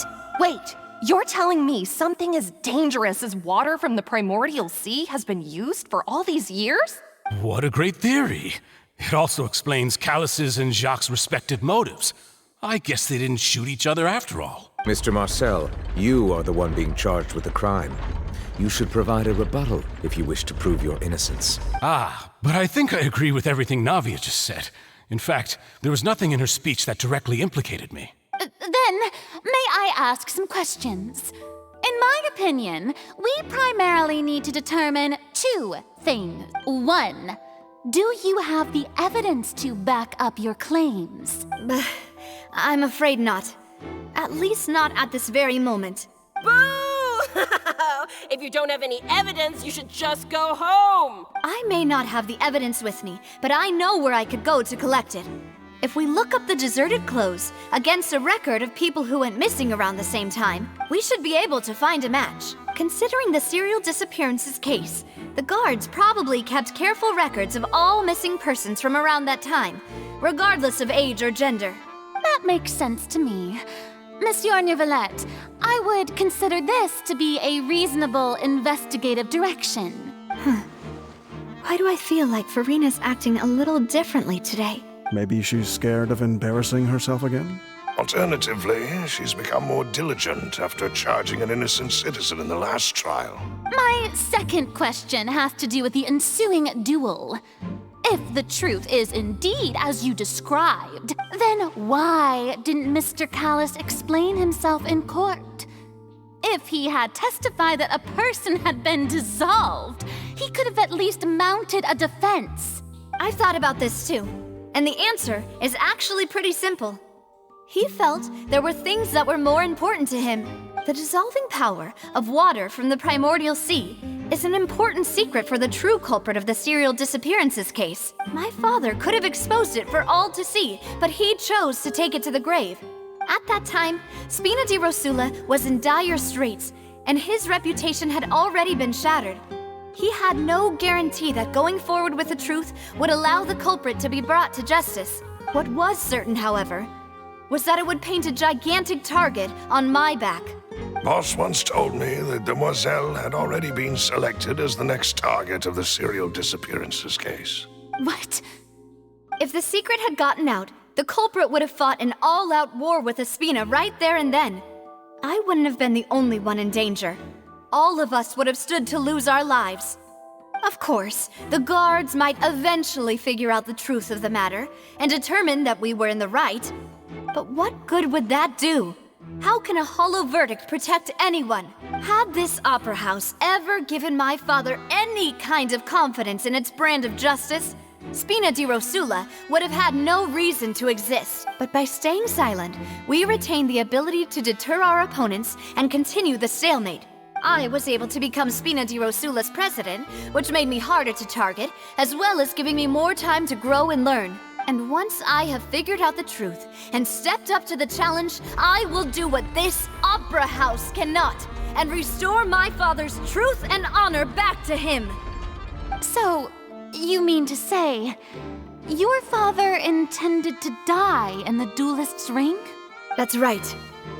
Do you have any proof? Of course. All you need is to ask his opponent, Clarand. I don't need your apology, your guilt, or your support from the shadows. You don't have to do anything for my sake. But since he entrusted his will to you, Clarand, you should tell us the truth about his sacrifice. So, during the duel, did you believe that Callus was intending to die? Yes, I did. As a champion duelist, I've fought many battles and taken a countless number of dishonored lives. In my line of work, I've seen all kinds of people give their all for the faintest hope to continue living. Some were determined, others passionate, and some even manic and twisted. Just one look and I can tell if a duelist is hoping to live or if they're looking to die. I hereby swear on my name and honor as a champion duelist that Mr. Callus never intended to leave the ring alive. Since that's your testimony, I have no more questions. It appears there really are good grounds to reopen this case. I concur. However, Miss Navia, you still have not explained the link between your father's case and the serial disappearances case. Right? What she said was fascinating, but kind of beside the point. Wait, weren't they just talking about the serial disappearances case? Of course, Your Honor. The two cases are connected via a matter of timing. In my father's case, the culprit intended to kill both Jacques and Callus. As a result, they planned to act after hearing 2 gunshots. And at the end of Linny's trial, the culprit also only dissolved the victim in front of everyone because they realized they were at risk of being identified. The culprit could only time their actions so precisely if they were already at the scene. Coincidentally, Marcel attended both the banquet and the trial. So that's why you suspected me. Even after hearing your reasoning, I still can't help but find it a little preposterous. I'm used to it, though. You've always been an impulsive and sentimental child, Navia. It's one of your most endearing traits. No need to appeal to pathos. I won't try to refute your points one by one, but even if everything you just said was true, can you prove that I was the only person present at both events? On top of that, does a person have to be physically present to control the timing? Can't someone remotely monitor the place? I don't know what she can say to that. I know that even with that, You might still think you can reduce the list of suspects with some further investigations, until I'm the only one left on the list. Alas, who won't feel at least a little hurt by an accusation of murder from a girl you see as your own daughter? But if I were to dismiss this completely, you'd also think I'm not being considerate of your feelings. Ah well, let Uncle Marcel teach you another lesson. Do you know what the biggest flaw in your reasoning is? I suppose you're gonna tell me anyways. It's timing again. I'm a businessman by trade. From that standpoint, there's no reason for me to kidnap young women. It's a high-risk action with nothing to gain. In addition, I left my home in Snezhnaya when I was young to come to Poisson and work in some trade. My business only thrived when I received Callus's patronage. But the disappearances began before I ever stepped foot in Fontaine. I do apologize, demoiselle. This was my mistake. No, it's not your fault. I'm sure he had come prepared. Is there anything else you'd like to say? Would you like to check the date of my first business license against the first known case of the serial disappearances? You can also take a look at my border entry records, or ask my friends and family when I left Snezhnaya for the first time. Could those records and testimonies do something to appease the unspeakable anguish in your heart? Seems like she got the wrong guy. At this rate, Navia will be convicted for falsely accusing him. I think you've done a superb job of dissecting your father's feelings as he neared the end of his life. But aren't you going against all of his wishes and expectations right now? He wished for you to become more rational, collected, and conscientious, instead of dwelling only on your own feelings. Once you've learned to be more considerate of others' feelings, and to stop rushing headlong into things, you'd have met most of his expectations. This isn't just about me, and it never has been. The biggest difference between me and the rest of the victims is that I still have the ability to search for the truth.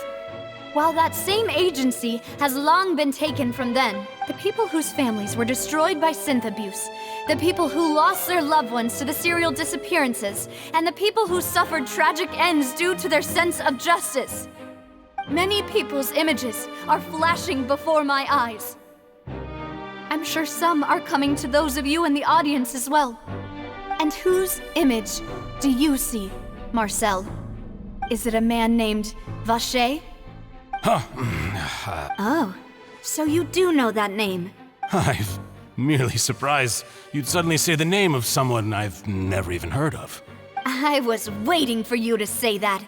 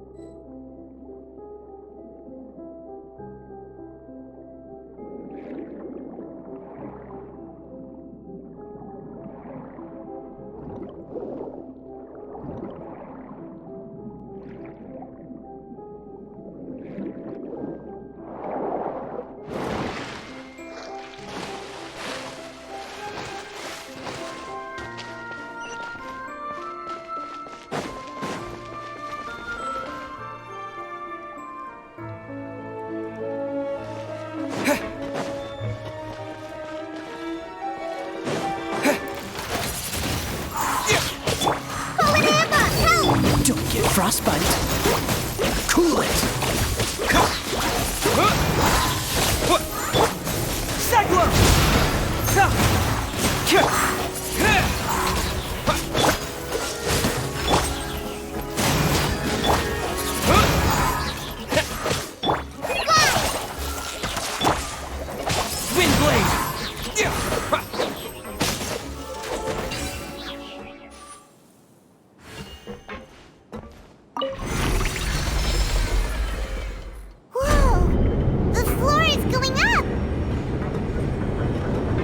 Is it because of this mechanism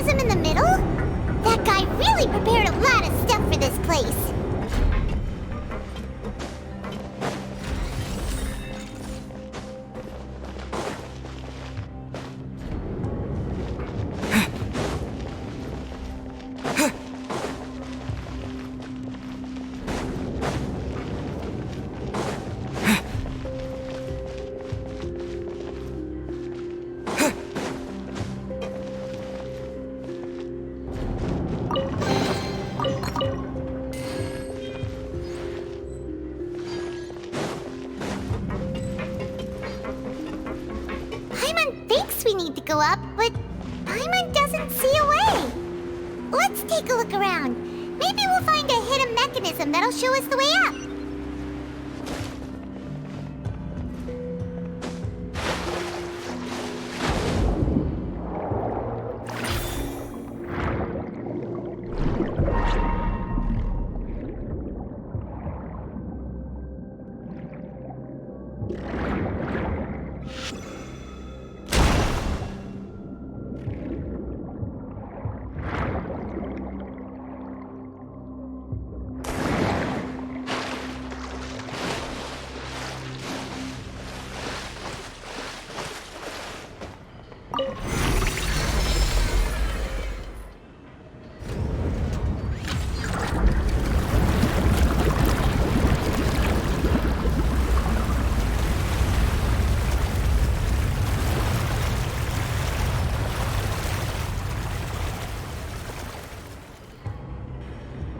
The water level is rising.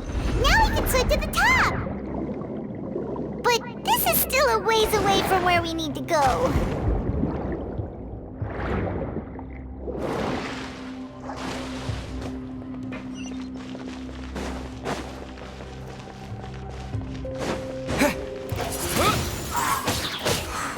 Freeze!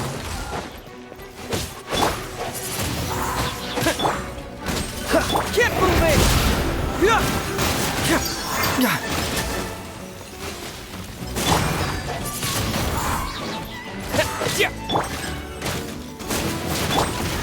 Wind blade! Cool it!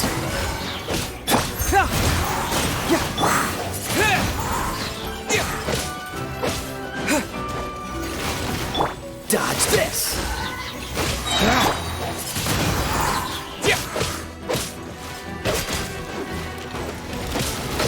Freeze! What's the hurry? Confess!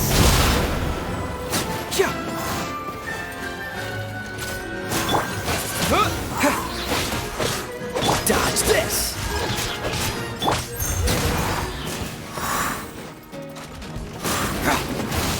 Disappear! This moment will be frozen in time. Freeze! Just like we rehearsed. Wind blade! Dodge this! Keep moving!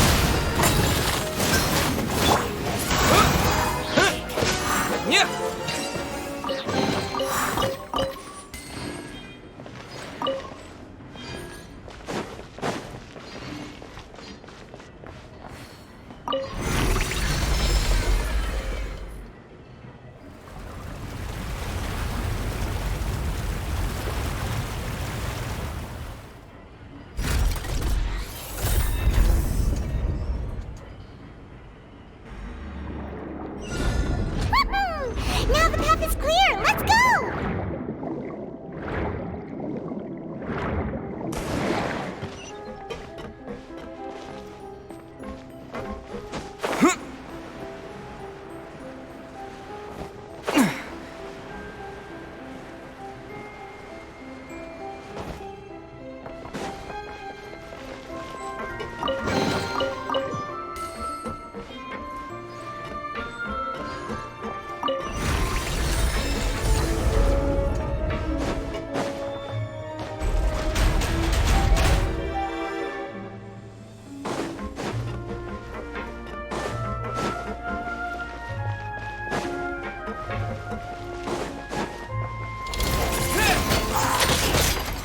Freeze!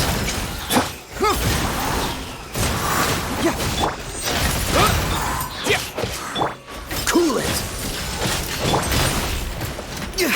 That was discombobulating. With the wind!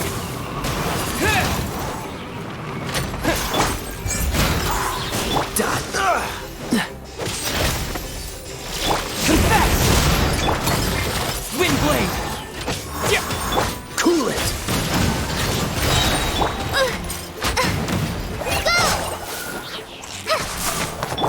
Oh, so sorry.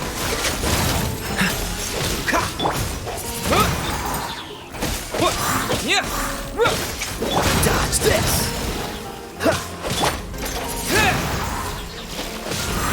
Fight this on the side!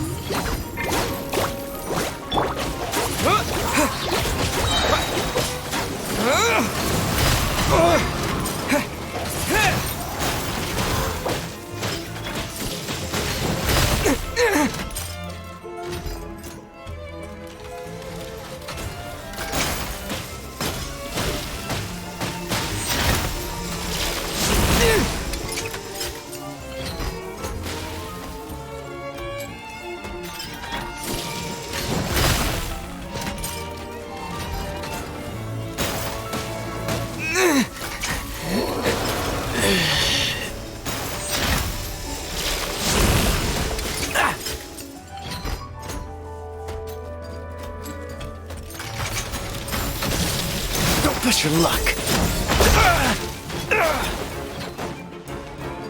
Freeze. Segler!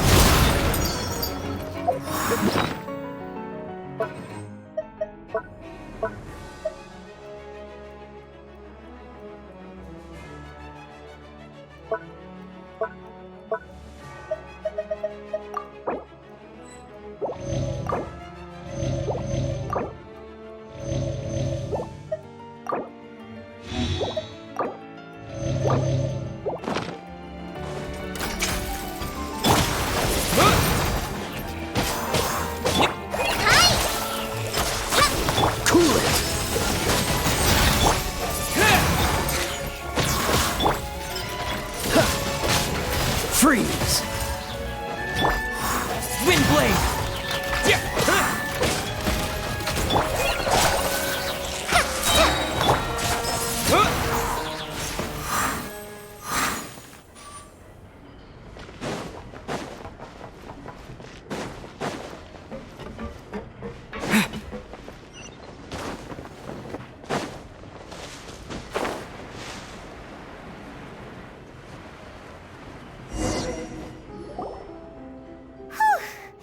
After all that, we finally made it to the innermost sanctum.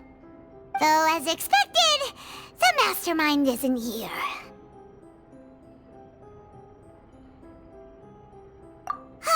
That's right.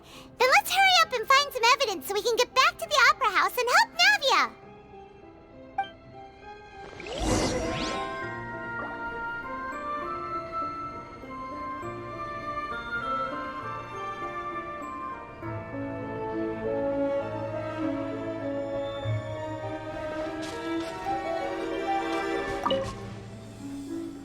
What's all this? Aw, it's a bunch of really cute things! Pink accessories, a hair tie, a necklace, even a makeup box. Oh, Paimon sees it too, but why are all these cute things labeled with different girls' names? Huh? You mean the girls from the serial disappearances? They were brought here? And then they were turned into water. And all the boxes of things. These names. That means... Oh, this is terrible.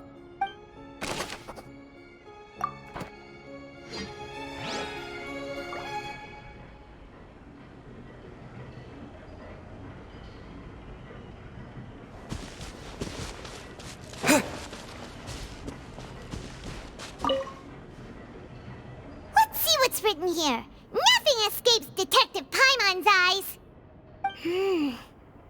Callus. Navia's father. Oh, this seems to be an investigation report on him.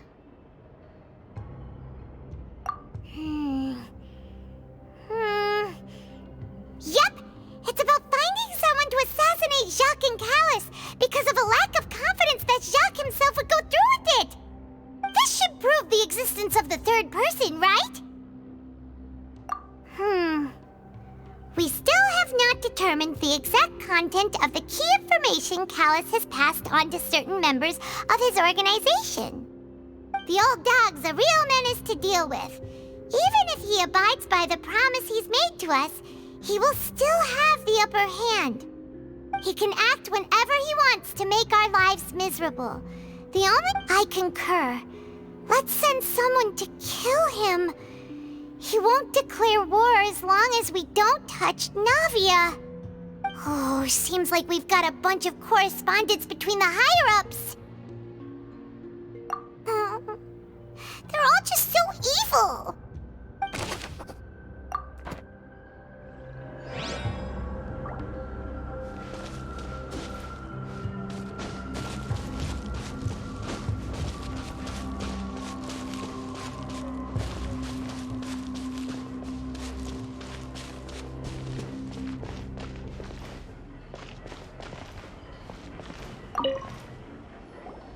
Whoa! There's so much synth here! And so many bottles of ingredients that probably just contain the waters of the primordial sea. Mixing in progress. Ready to drink? Stock sample? Huh. They've also got all the synth pretty clearly labeled. Whoa! There's even fruit-flavored synth? Yep, it's super obvious.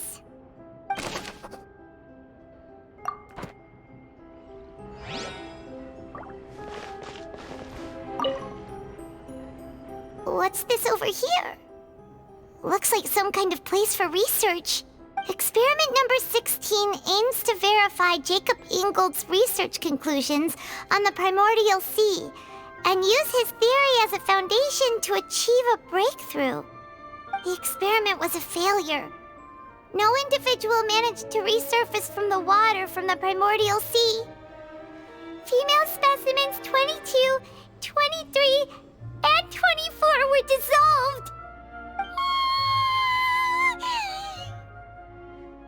Sorry, Traveler. Paimon will try her best. It's just that Paimon's never read something so scary before. How can someone write something that terrible in such a matter-of-fact tone? You read the rest. Paimon's too scared to keep going. So that's why he did all of these experiments. Wait, did he really think he'd be able to find a way just by dissolving people over and over? That's just insane! Huh? Isn't that the name you heard by the fountain? Paimon thought he was an eyewitness in the serial disappearances case.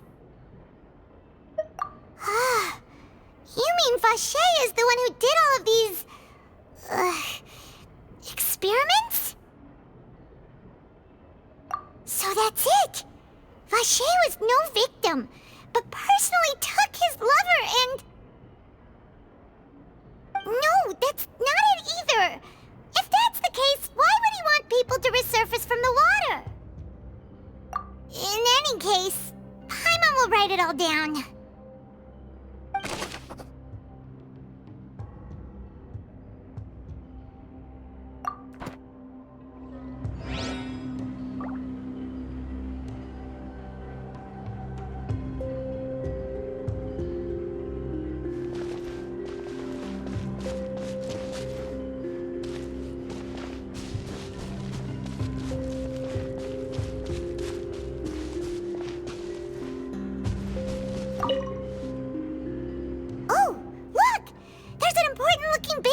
Here, and it's full of water. That means this is where they make all the synth, and that special water is the main ingredient. If you dilute it with normal water, you'll get synth, but the pure stuff can dissolve a human. Paimon will take notes on this incriminating evidence.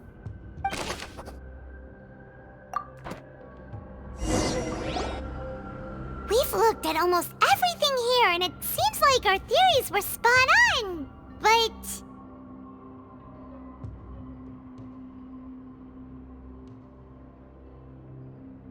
Yeah, we haven't found anything that reveals his true identity. No wonder even Neuvillette wasn't able to find anything. Whoever it is probably destroyed everything to do with that name a long time ago. That way, even if we bring all this back to the opera, we won't be able to identify the true culprit. Sure thing. Paimon won't admit defeat to this guy either.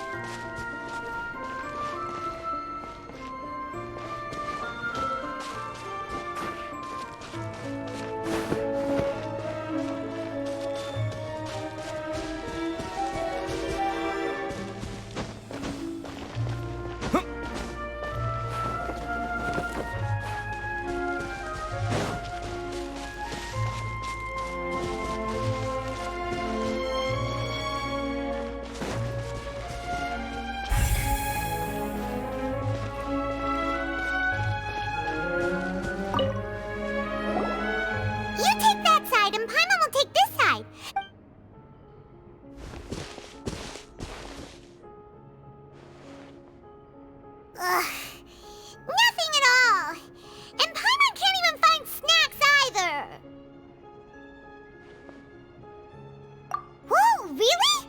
Let Paimon see! Venier. Isn't that Vache's lover's name? Then you found her diary. Let's see! Aw, it's just a normal diary chronicling their love story. She was so sweet, too. Oh, Paimon feels even worse for her now. So many! A whole page's worth! But they're all crossed out. Was she unhappy with all of them? The final name she decided on was... Marcel. Wait, but Marcel's pretty old. Has this case been going on for so long that he's Vache and Venier's grown son? Hey! Paimon still hasn't figured it...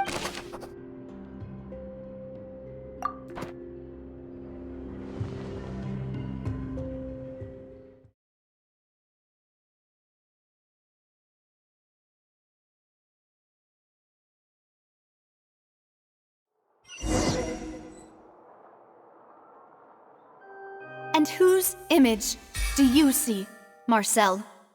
Is it a man named Vache?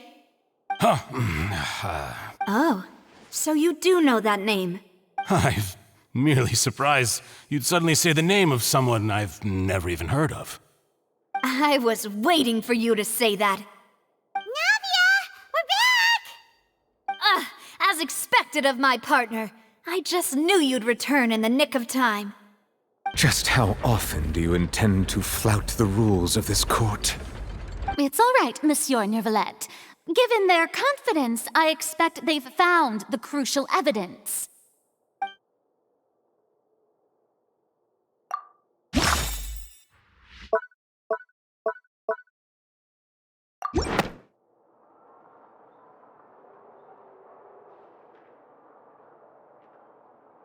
But the truth of it, Marcel, is that you've always been Vache.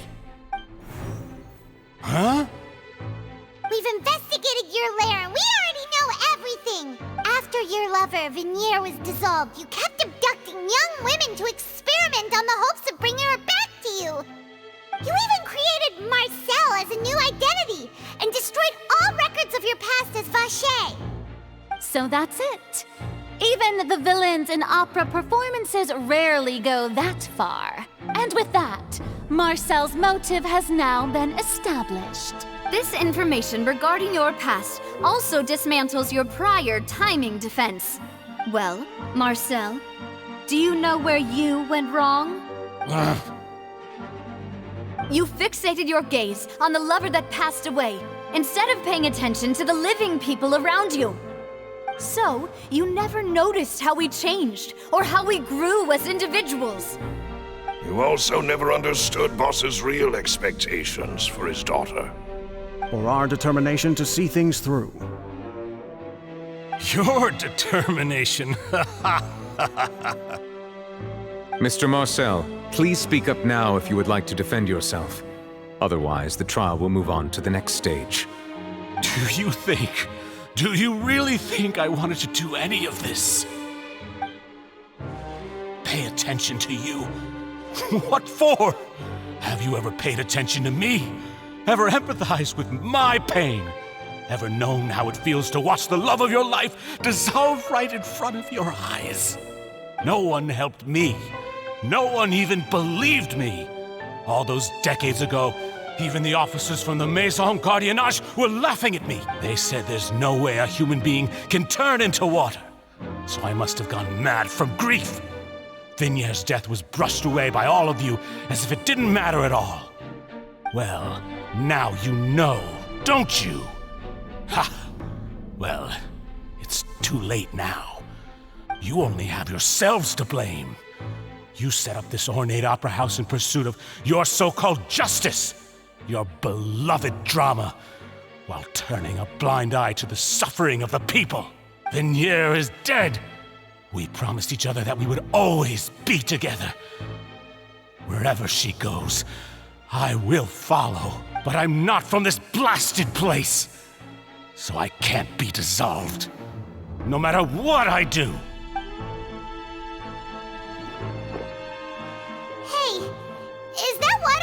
primordial sea that he's drinking? I can't dissolve! Can't dissolve! Can't dissolve! Do you all see? I can't go, I can't follow. So if I can't go where she is, what choice do I have but to try to bring her back? I did all of that, and in the end, that accursed Callus still got the better of me. I spent my entire life living on pins and needles, only to get stabbed by his idiot daughter at the very end. The suspect is exhibiting signs of mental distress. Guards, please restrain him. Don't touch me! Don't anybody come near me! I still need to save Vignere. Our promise. We made a promise. Vignere, please, Vignere. Don't think badly of me. All I want to do is fulfill our promise. At this point, the verdict of this trial is clear. With Mr. Marcel's conviction, the charges against Mr. Tartaglia no longer have any basis. Fine by me. I was in a bad mood, but after a show like that, I'm actually feeling pretty good. Traveler, please submit all the evidence you have collected to the guards, so that I might review and summarize the truth behind the serial disappearances case. The man now known as Marcel was originally named Vacher and worked as an adventurer with his partner and lover Vignere. During an underwater expedition, Vignere accidentally came into contact with water from the primordial sea and was dissolved in front of Vacher as a result. Vacher learned of the primordial water's existence through the work of others and began to kidnap young women for research, with the goal of discovering a method to restore Vignere back to life. To cover his tracks, he invented the new alias of Marcel and began to operate a business in Poisson. During the course of his research, Vacher discovered that a diluted concoction of water from the primordial sea can induce feelings of euphoria, and began to manufacture and market synth. However, as he accumulated wealth to fund his continued research and expanded the scope, he came into conflict with Spina di Rosula. After exchanging blows with Spina di Rosula for many years, Vacher decided to assassinate their president Callus at a banquet.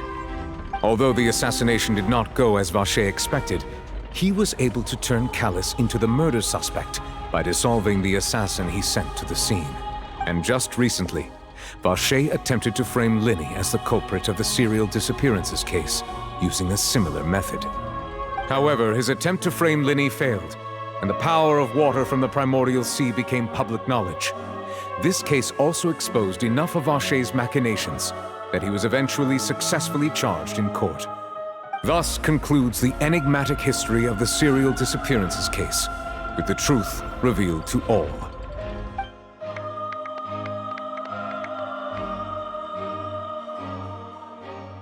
The Oratrice will now deliver the final verdict regarding the charges against Mr. Vacher.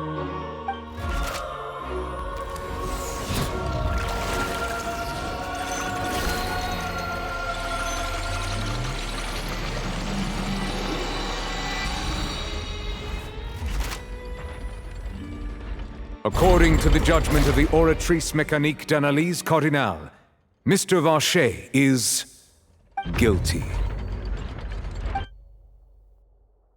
Guards! Take Vacher away. Good. It's what he deserves. With that, the serial disappearances case is over now. We really just witnessed history. Who would have thought the true culprit would be such a polite and well-spoken guy? Yippee! We helped Navia bring the bad guy to justice! He's hurt so many innocent people and now he's finally getting what he deserves. Huh? Are you okay? Demoiselle, you were absolutely brilliant. The day our late boss had always hoped for has finally come. You can rest easy now, knowing justice has been served. Yeah. It's finally over. It's all thanks to you guys. And my partner. See, Papa? Spina di Rosula's still doing well with me at the helm. Well now, hasn't this been a most delicious piece of drama? The villain has been caught, justice has been served, past wrongs have been righted, and it's a big ol' happy ending. Since it's been such a great show, I'll just let the false accusations against me slide. Either way, I've still got some business to attend to. So, if you'll excuse me... Please wait just one moment, Mr. Tartaglia. What now? None of this has anything to do with me. According to court protocol, since this trial was initiated due to a charge against you, a verdict must also be made regarding the initial charge before the trial can conclude. Oh, come on. Is this really necessary? Haven't you already caught the real criminal? Isn't it time for side characters like me to exit stage left? Please respect the laws of Fontaine. This has always been the rule. All right, but this sure is a lot of hassle. All I need to do is stand over there, right? Let's just get this over with. Through evidence presented in the public trial that was just held, it has been established that Mr. Tartaglia has no direct connection to the serial disappearances case. The guilty party has been identified, and thus it is logical to suppose Mr. Tartaglia is innocent of the charges. We now turn to the Oratrice Mécanique d'Analyse Cardinale to render the final verdict on the charges.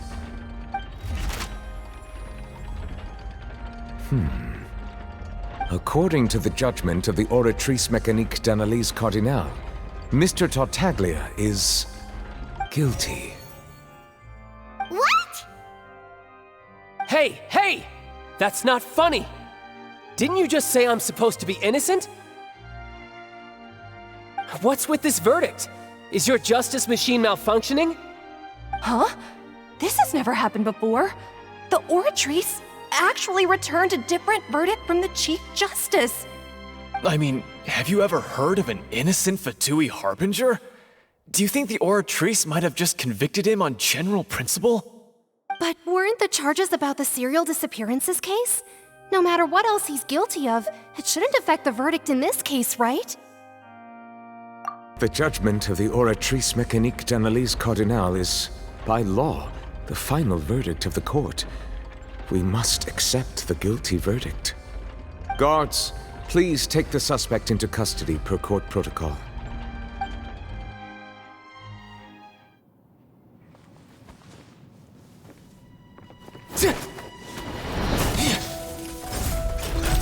So this is how justice is done in Fontaine. What a joke. You've got your rules. Well, I've got mine too!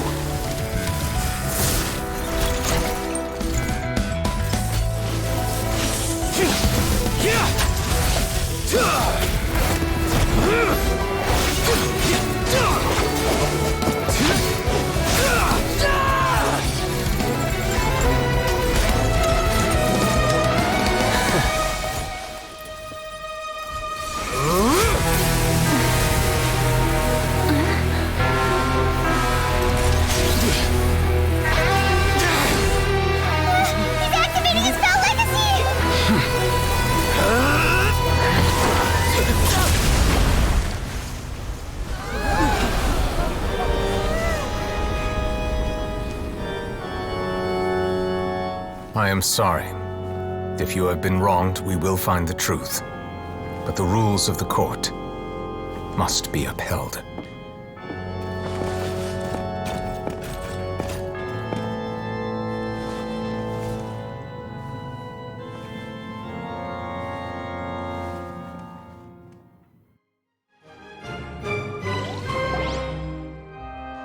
Hey, Monsieur Novelette, what's going on? Shouldn't they have been cleared already? Apologies. This is also the first time I've encountered such a situation. However, according to the rules established at the conception of Fontaine's court system, the Oratrice's judgment is the final verdict of the court. All I do is follow court procedure. As for why the Oratrice arrived at the conclusion it did, you should probably ask someone more knowledgeable than me.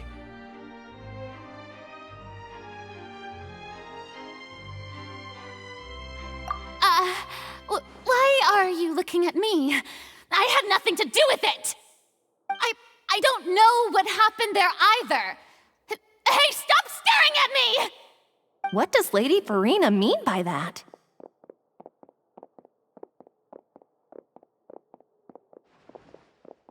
She says she has no idea either?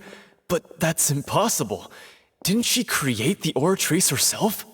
Yeah, so are the verdicts reliable or not? Can results like this really be called justice?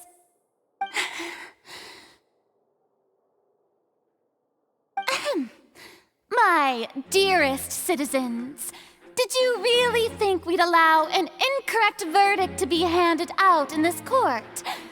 Did you really believe that the judgment could be mistaken or be the result of some sort of random mishap?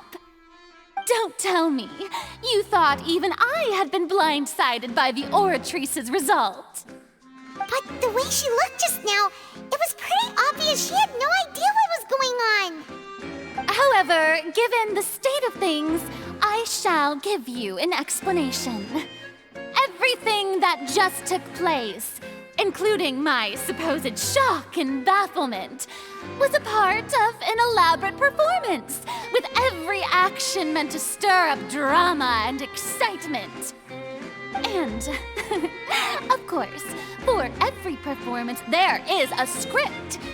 Everything has unfolded exactly as I expected from the very beginning.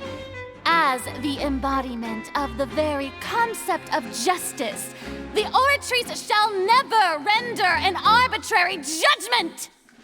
If you thought Child had nothing to do with the serial disappearances case, it is only because you've been blinded by the superficial appearance of innocence. Everything he's done, not to mention the danger he poses, are beyond ordinary comprehension and completely unforgivable! All shall be revealed in time. You will come to understand my noble intentions, as well as the absolute correctness of the Oratrice's verdict.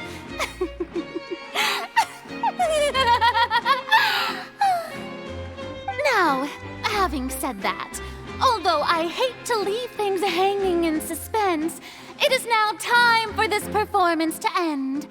As the lead actress, I shall be the first to take my leave. Toodaloo! So she chose to make her escape after all, did she? So you're saying we shouldn't put much stock into what she just said? She probably just put on that performance to save face. As for the truth, it's unlikely that she actually has any idea. However, please be assured that I will continue to investigate this case in a personal capacity. Just as I promised, if the judgment has been incorrect, we will do our utmost to clear his name. All right. Even though we feel pretty badly for him, we'll take your word for it for now. After all, he's done plenty of bad stuff, so he should have known he'd go to prison someday, right?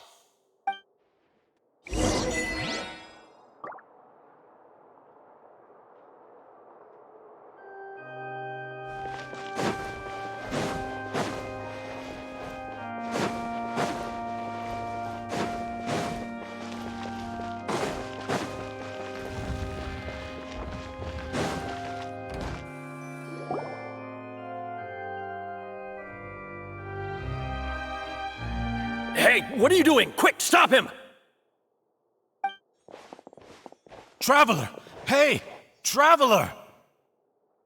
Marcel! What are you doing over here? Stop resisting arrest! Cease, or we'll add another charge to the list. No, wait! I just want to ask the Traveler something. I'm not looking to run away. Please, just let me ask this one small thing. Go on. Thank you. I was being led away when I finally realized something. Where did you first hear the name Vacher? I erased all records of that name.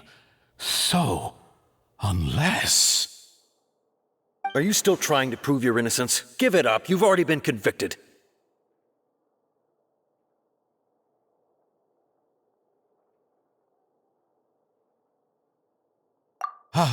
Really? You did? You're sure?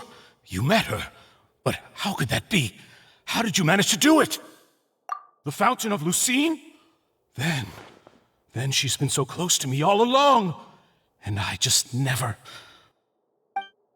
Please give me a chance to talk to her again. Just let the Traveler take me to the fountain to see her one last time. This is the last request I'll ever make in my life. You can do whatever you want to me afterwards. I don't care. What? Give an inch and you want to take a mile? Do you think serial killers get to make requests like that? Paimon agrees. Why should we give him what he wants when he's only done a ton of super terrible things? This request, is it worth as much to you as your life? Of course! Wait, no. It's worth even more than my life. Humans. Will they betray the instinct to live just to satisfy spiritual needs? Very well. I will grant your request. Your Honor, I fear that... I will go with him. You do not need to worry about any escape. In that case, I shall leave him in your most capable hands, Chief Justice. Thank you, Your Honor.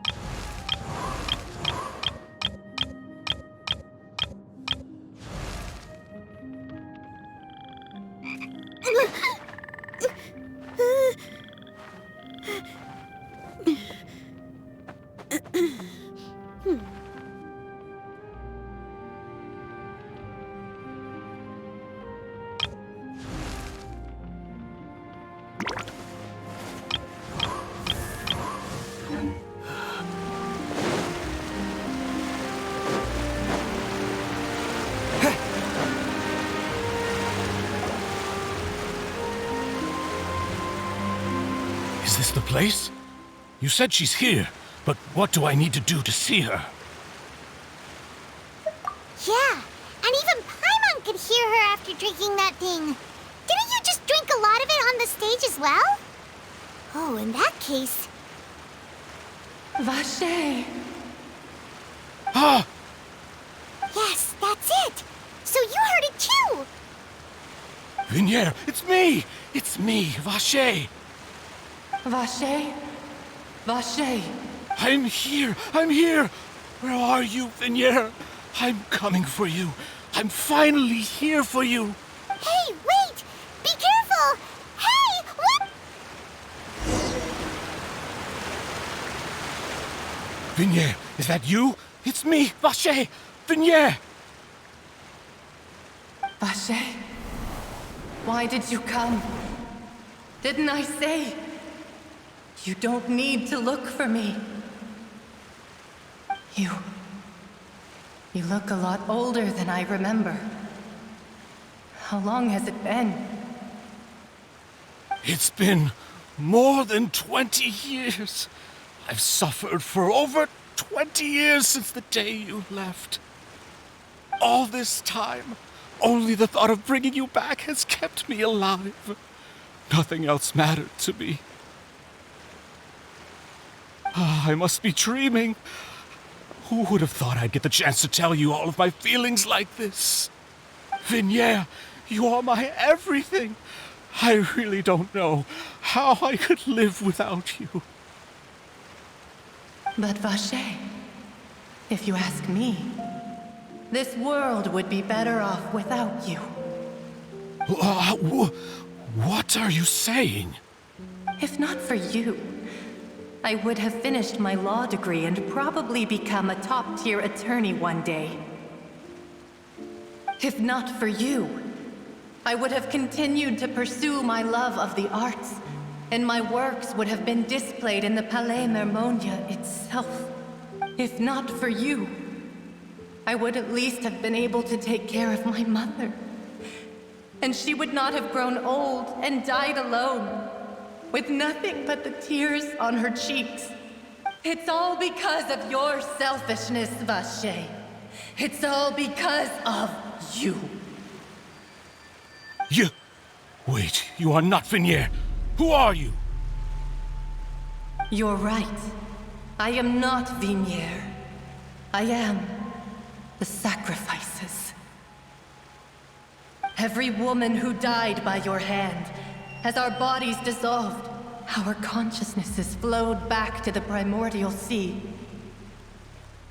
Our thoughts circulated endlessly within the primordial sea, and we were no longer individuals, but we became one, just as streams of water come together in the sea. I'm Cressy. I'm Lemonie. I'm Azine. The only one I am not is Vignier. Why? But then, where is Vignier? She doesn't want to see you anymore. Every tendril of her consciousness is avoiding you. This is what you get for your selfishness. Your selfishness robbed us of our lives and our futures. You said time and time again that you'd do any and everything for her. But did you ever consider whether she'd want to see you do the things that you did? If she would despise you for what you became?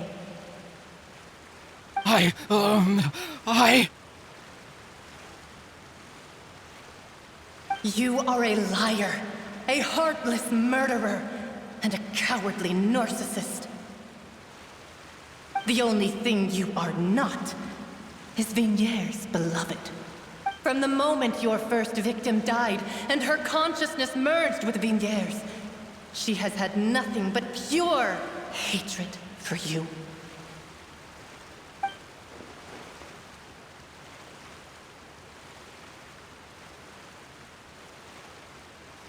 No!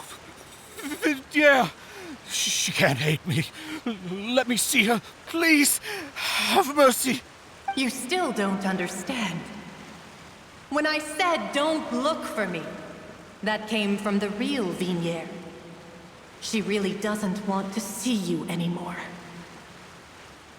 But on top of that, she also said that because it's her final drop of pity for you.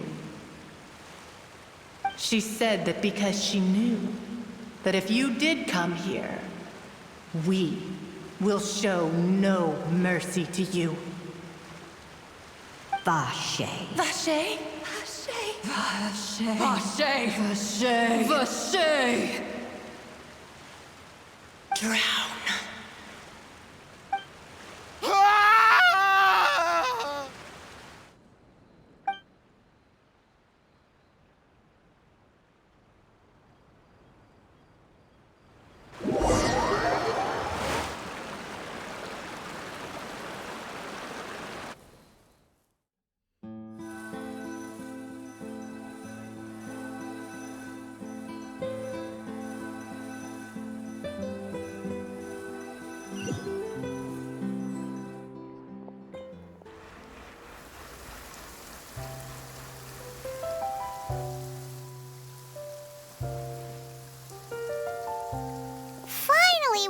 Time to do shopping. Gosh, it's really been a long time since we've been able to relax. Huh. Well met, partner. I knew something great was going to happen when I woke up in such a good mood today. Even this weather can't put a damper on the demoiselle's mood.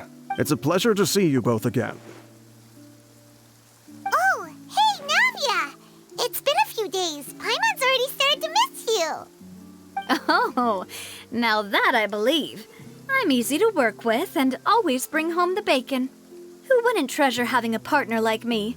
Sounds like you're really enjoying life these days, Navia. What have you been busy with since the trial? It's just been one thing after the other. I've been making non-stop trips between Poisson and the courts in Sen.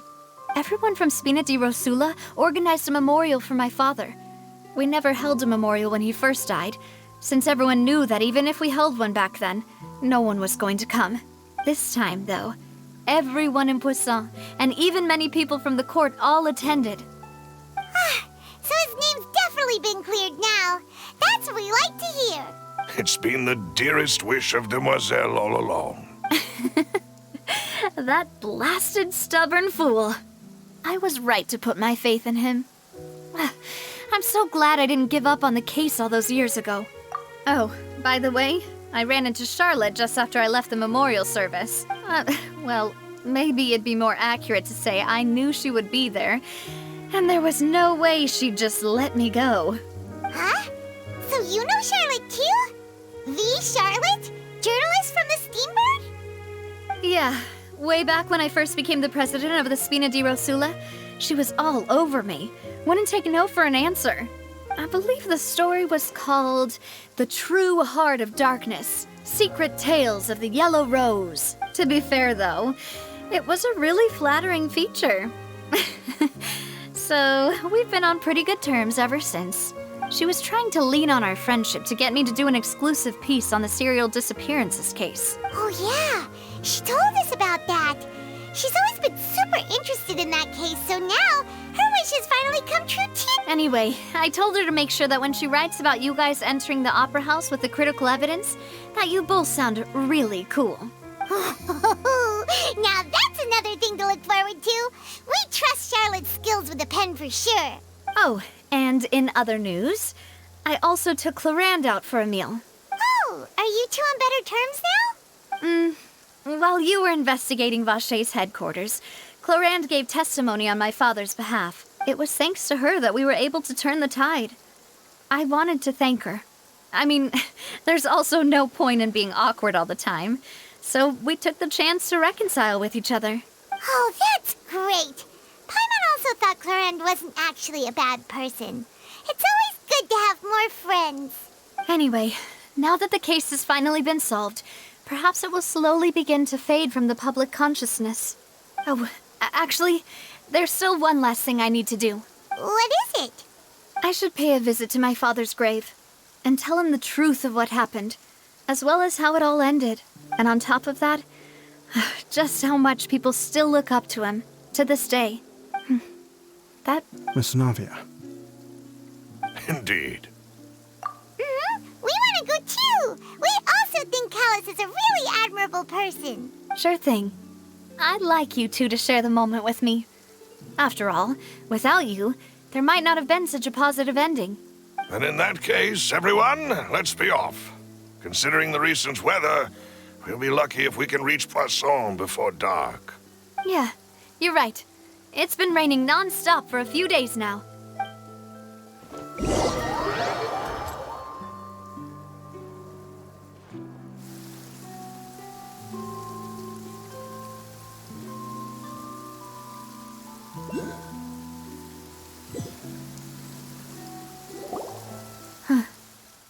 This is where my father's grave is. To be perfectly honest, even I haven't been back here for a long time. Huh? There's someone there already. Wait. That figure. It can't be... Isn't that Nervalette? Why would the Chief Justice be here? Huh? Navia?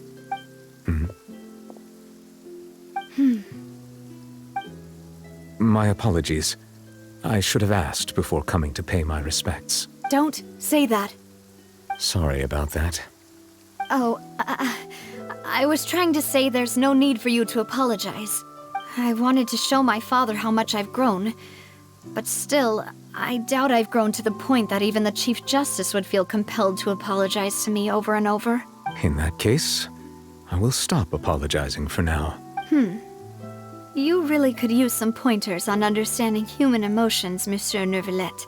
In any case, why did you come to Poisson? Well, ever since that day, I've been turning a question over and over in my head. Just what is justice anyway? There was once a time when I didn't want to believe that there could be anything more important to humans than life itself. Oh, rather than that, it's probably more truthful to say I didn't believe humans were capable of resisting the most basic instinct of living things. That they could rebel against their own nature, or consider certain things to be more important than their own lives. Which is also why I didn't stop your father from beginning that fateful duel. I believed that a truly innocent man would never throw away his life like that. That there was nothing, should have been nothing more important than one's own continued survival. But Mr. Callis proved me utterly and decisively wrong. If not for his sacrifice, the serial disappearances case would have remained unsolved to this day. Mr. Callis made the choice he did for his daughter, for his associates, and for many people completely unrelated to him. And in the end, from a certain perspective, one could say that he did it all for the sake of justice. A justice that's higher than life itself. So, you asked me why I came here. I just wanted to say my apologies to Mr. Callis in person. I should have noticed all of this much sooner. This regret has filled me with a sadness that has haunted me for days. That high and mighty chair in the Opera Epiclese indeed insulates one from many important things. Spina di Rosula, thank you so much for your hard work and perseverance. I'm sorry for being mad at you before. So, you're actually one of those types that's cold on the outside, but pretty thoughtful on the inside, huh? That reminds me of Silver, one of my guys. Sorry about that. Self-expression is not one of my strong suits. Didn't I just say you don't need to apologize? So Navia and Neuvillette seem to have made their peace as well.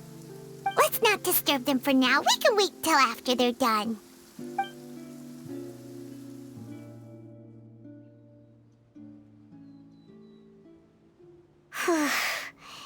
Paimon's never paid respects at someone's grave before. Did Paimon do anything rude there? Huh? Oh, Paimon didn't know that was a thing. But Paimon doesn't know what she would do if she can't fly. Oh no. Paimon hopes Miss Navia won't be too mad. Anyway, Neuvillette is still standing around there. It's not often that we can catch him alone like this, so why don't we go talk to him for a bit? If we can't talk to Lady Farina, we can at least talk to him, right?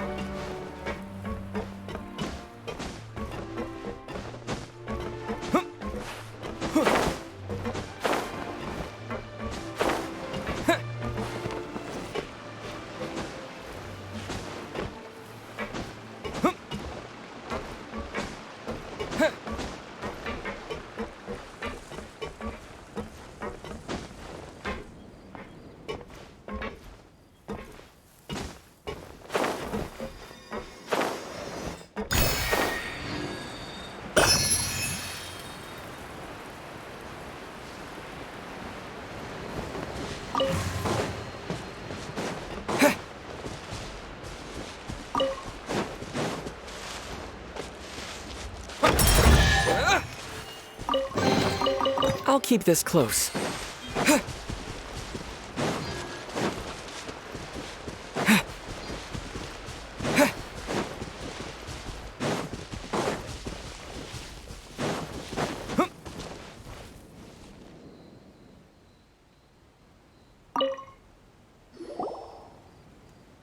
Oh, it's you two. Did Miss Navia invite you to come pay your respects to her father? Mm-hmm. We ran into Navia on the streets today, so we just followed her here. I see. Then is there something that I can help you with? Well, it's pretty hard to run into you like this since you're usually super busy. So we figured we could try to ask you a few questions, if that's okay. Please feel free. Though outsiders, you helped us solve one of the greatest mysteries in Fontaine, and it would be my pleasure to return the favor. So, at court, the bad guys referred to that special water as water from the primordial sea, but what is it really? Truthfully, that name is already quite accurate. I can only surmise that Vacher and his ilk only learned of its nature and existence after extensive research. There used to be a special sea on the surface of this planet. The nature of its seawater was rather different from that of the sea we know today. Most of Tevat's life forms were first born in that special sea. You could say it nurtured much of the life on this planet. Huh. So it really was where everything began. It makes sense to call it primordial then. But today, the primordial sea no longer exists on the planet's surface. What Vacher discovered must have been some kind of special case, or a remnant from a truly ancient age. Huh. So that's how it is. Oh, you really know everything, Monsieur Neuvillette.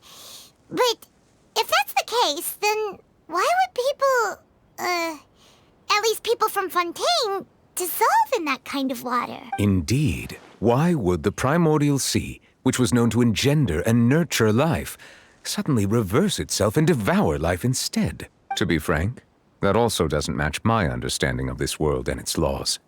There must still be some unknown secrets around the people of this land. Is there anything else you'd like to ask me about?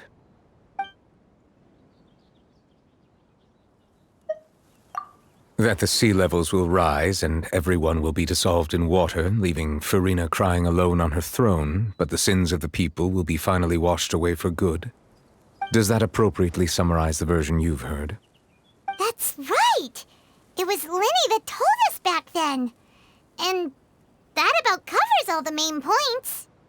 Yes, up to the present, I think we reached a point where we have no choice but to confront this prophecy directly. Rumors have it that this prophecy is rooted in the last words the former Hydro Archon left to the world before she passed away. A prophecy? Of the former Hydro Archon? Wow. This is the first time that we've ever heard of it. 2 parts of the prophecy have already proven correct. The rising sea levels and the ability of the people of Fontaine to be dissolved. We should be more vigilant and stay on the watch for further signs. Speaking of the prophecy, Farina has also always taken it quite seriously. Indeed, she has been collecting information and intelligence from across Tevat for this purpose.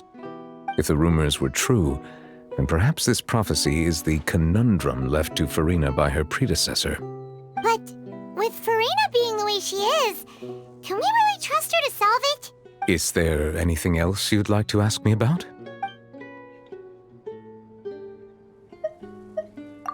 My apologies. My investigation has still not reached its conclusion. However, I still believe the judgment of the Oratrice was not rendered arbitrarily. But you also said you thought he was innocent. For many years, I have been quite aware that the Oratrice does not simply mechanically repeat the verdict that I give on each case. As a divinely created mechanism, the people's unified faith in the concept of justice is integrated into it. Not only can it produce the incredible power of indemnitium, but it likely also possesses other traits, such as self-awareness. Which is all to say, I have been prepared for a situation like this for a long time. Huh. So when Linny told us that he heard a human voice from the room where the Oratrice's core is stored... I was not aware such a thing had occurred. Perhaps that could serve to prove my conjecture. I will add that to the list of items to investigate. In any case, I am inclined to believe that the Oratrice does have a methodology all its own. We just do not have enough information.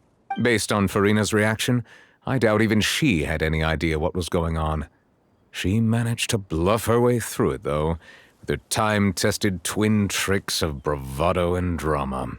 While we do intend to get to the bottom of this, for now, we regret to say that the Fatui Harbinger will just have to bide his time in the fortress of Meripede.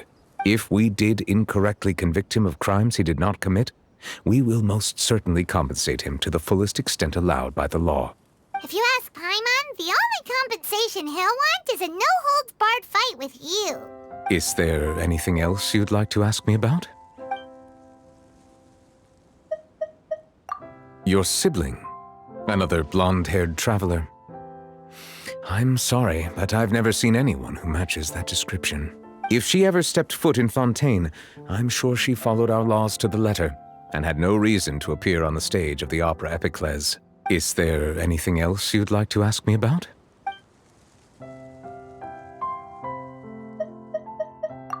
Very well. It was my honor to provide you with what answers I could. I very much enjoyed conversing with you. It will soon be time for me to leave this blissful tranquility behind and return to Palais Memoria. You really are super busy, Monsieur Neuvillette. Paimon thought you only came here to pay your respects today because you had the day off. Crime and villainy do not have the day off, and so justice must work around the clock as well. This is merely the nature of a justice's work. All right. You've got a point. Huh? Paimon just noticed that the rain has stopped.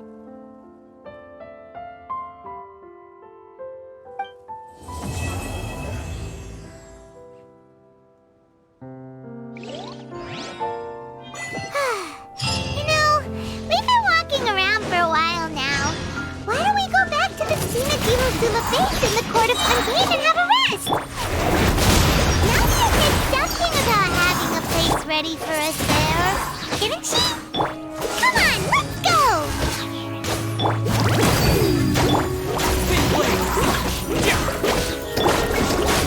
Don't get frostbite!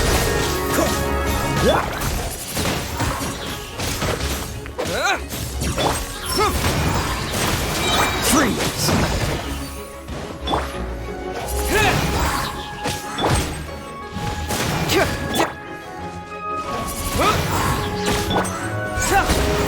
Cool it!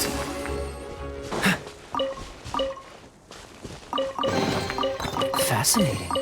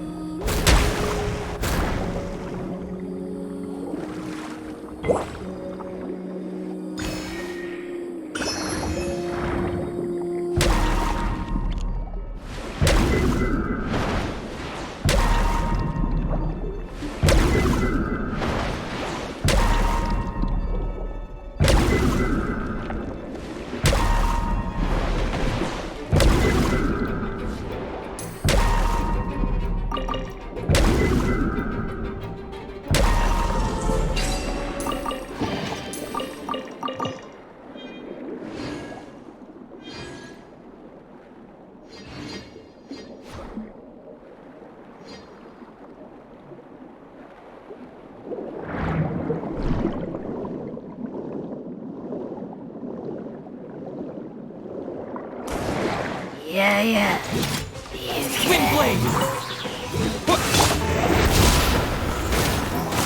Freeze! With the wind!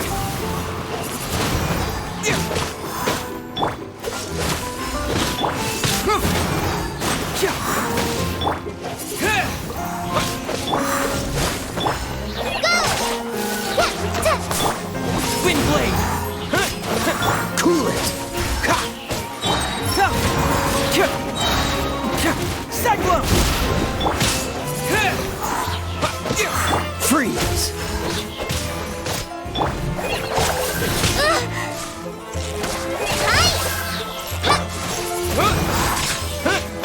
Cool it!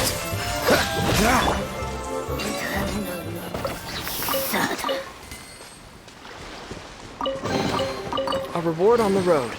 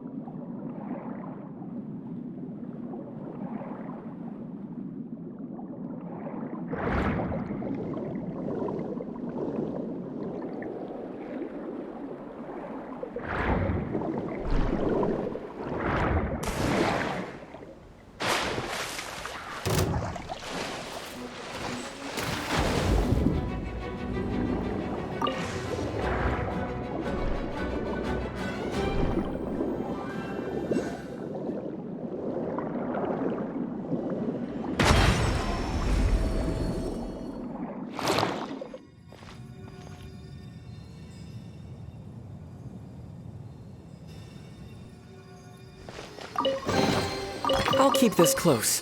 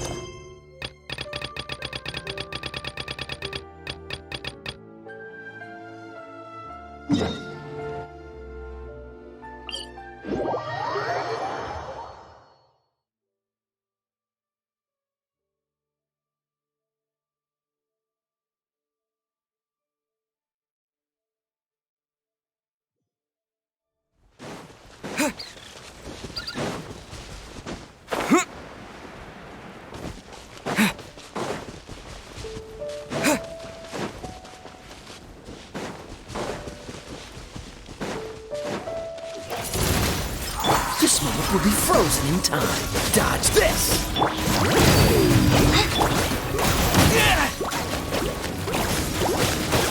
Cool it! Disappear! Windblade!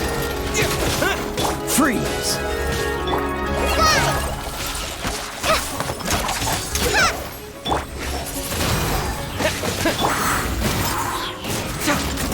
Dodge this!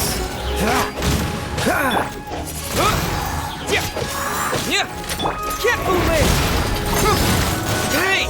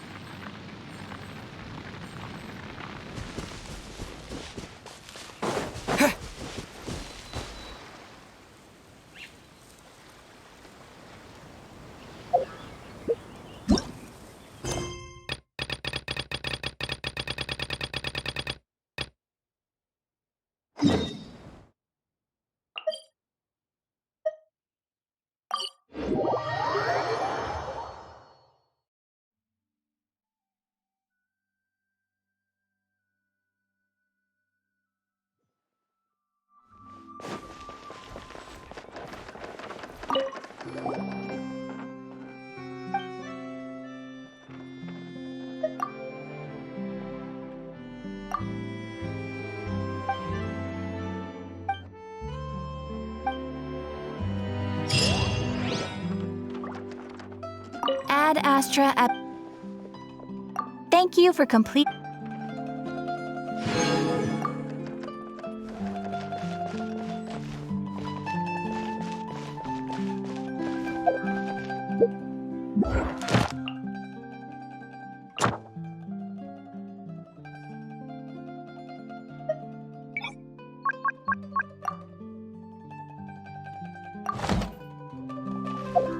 Exactly.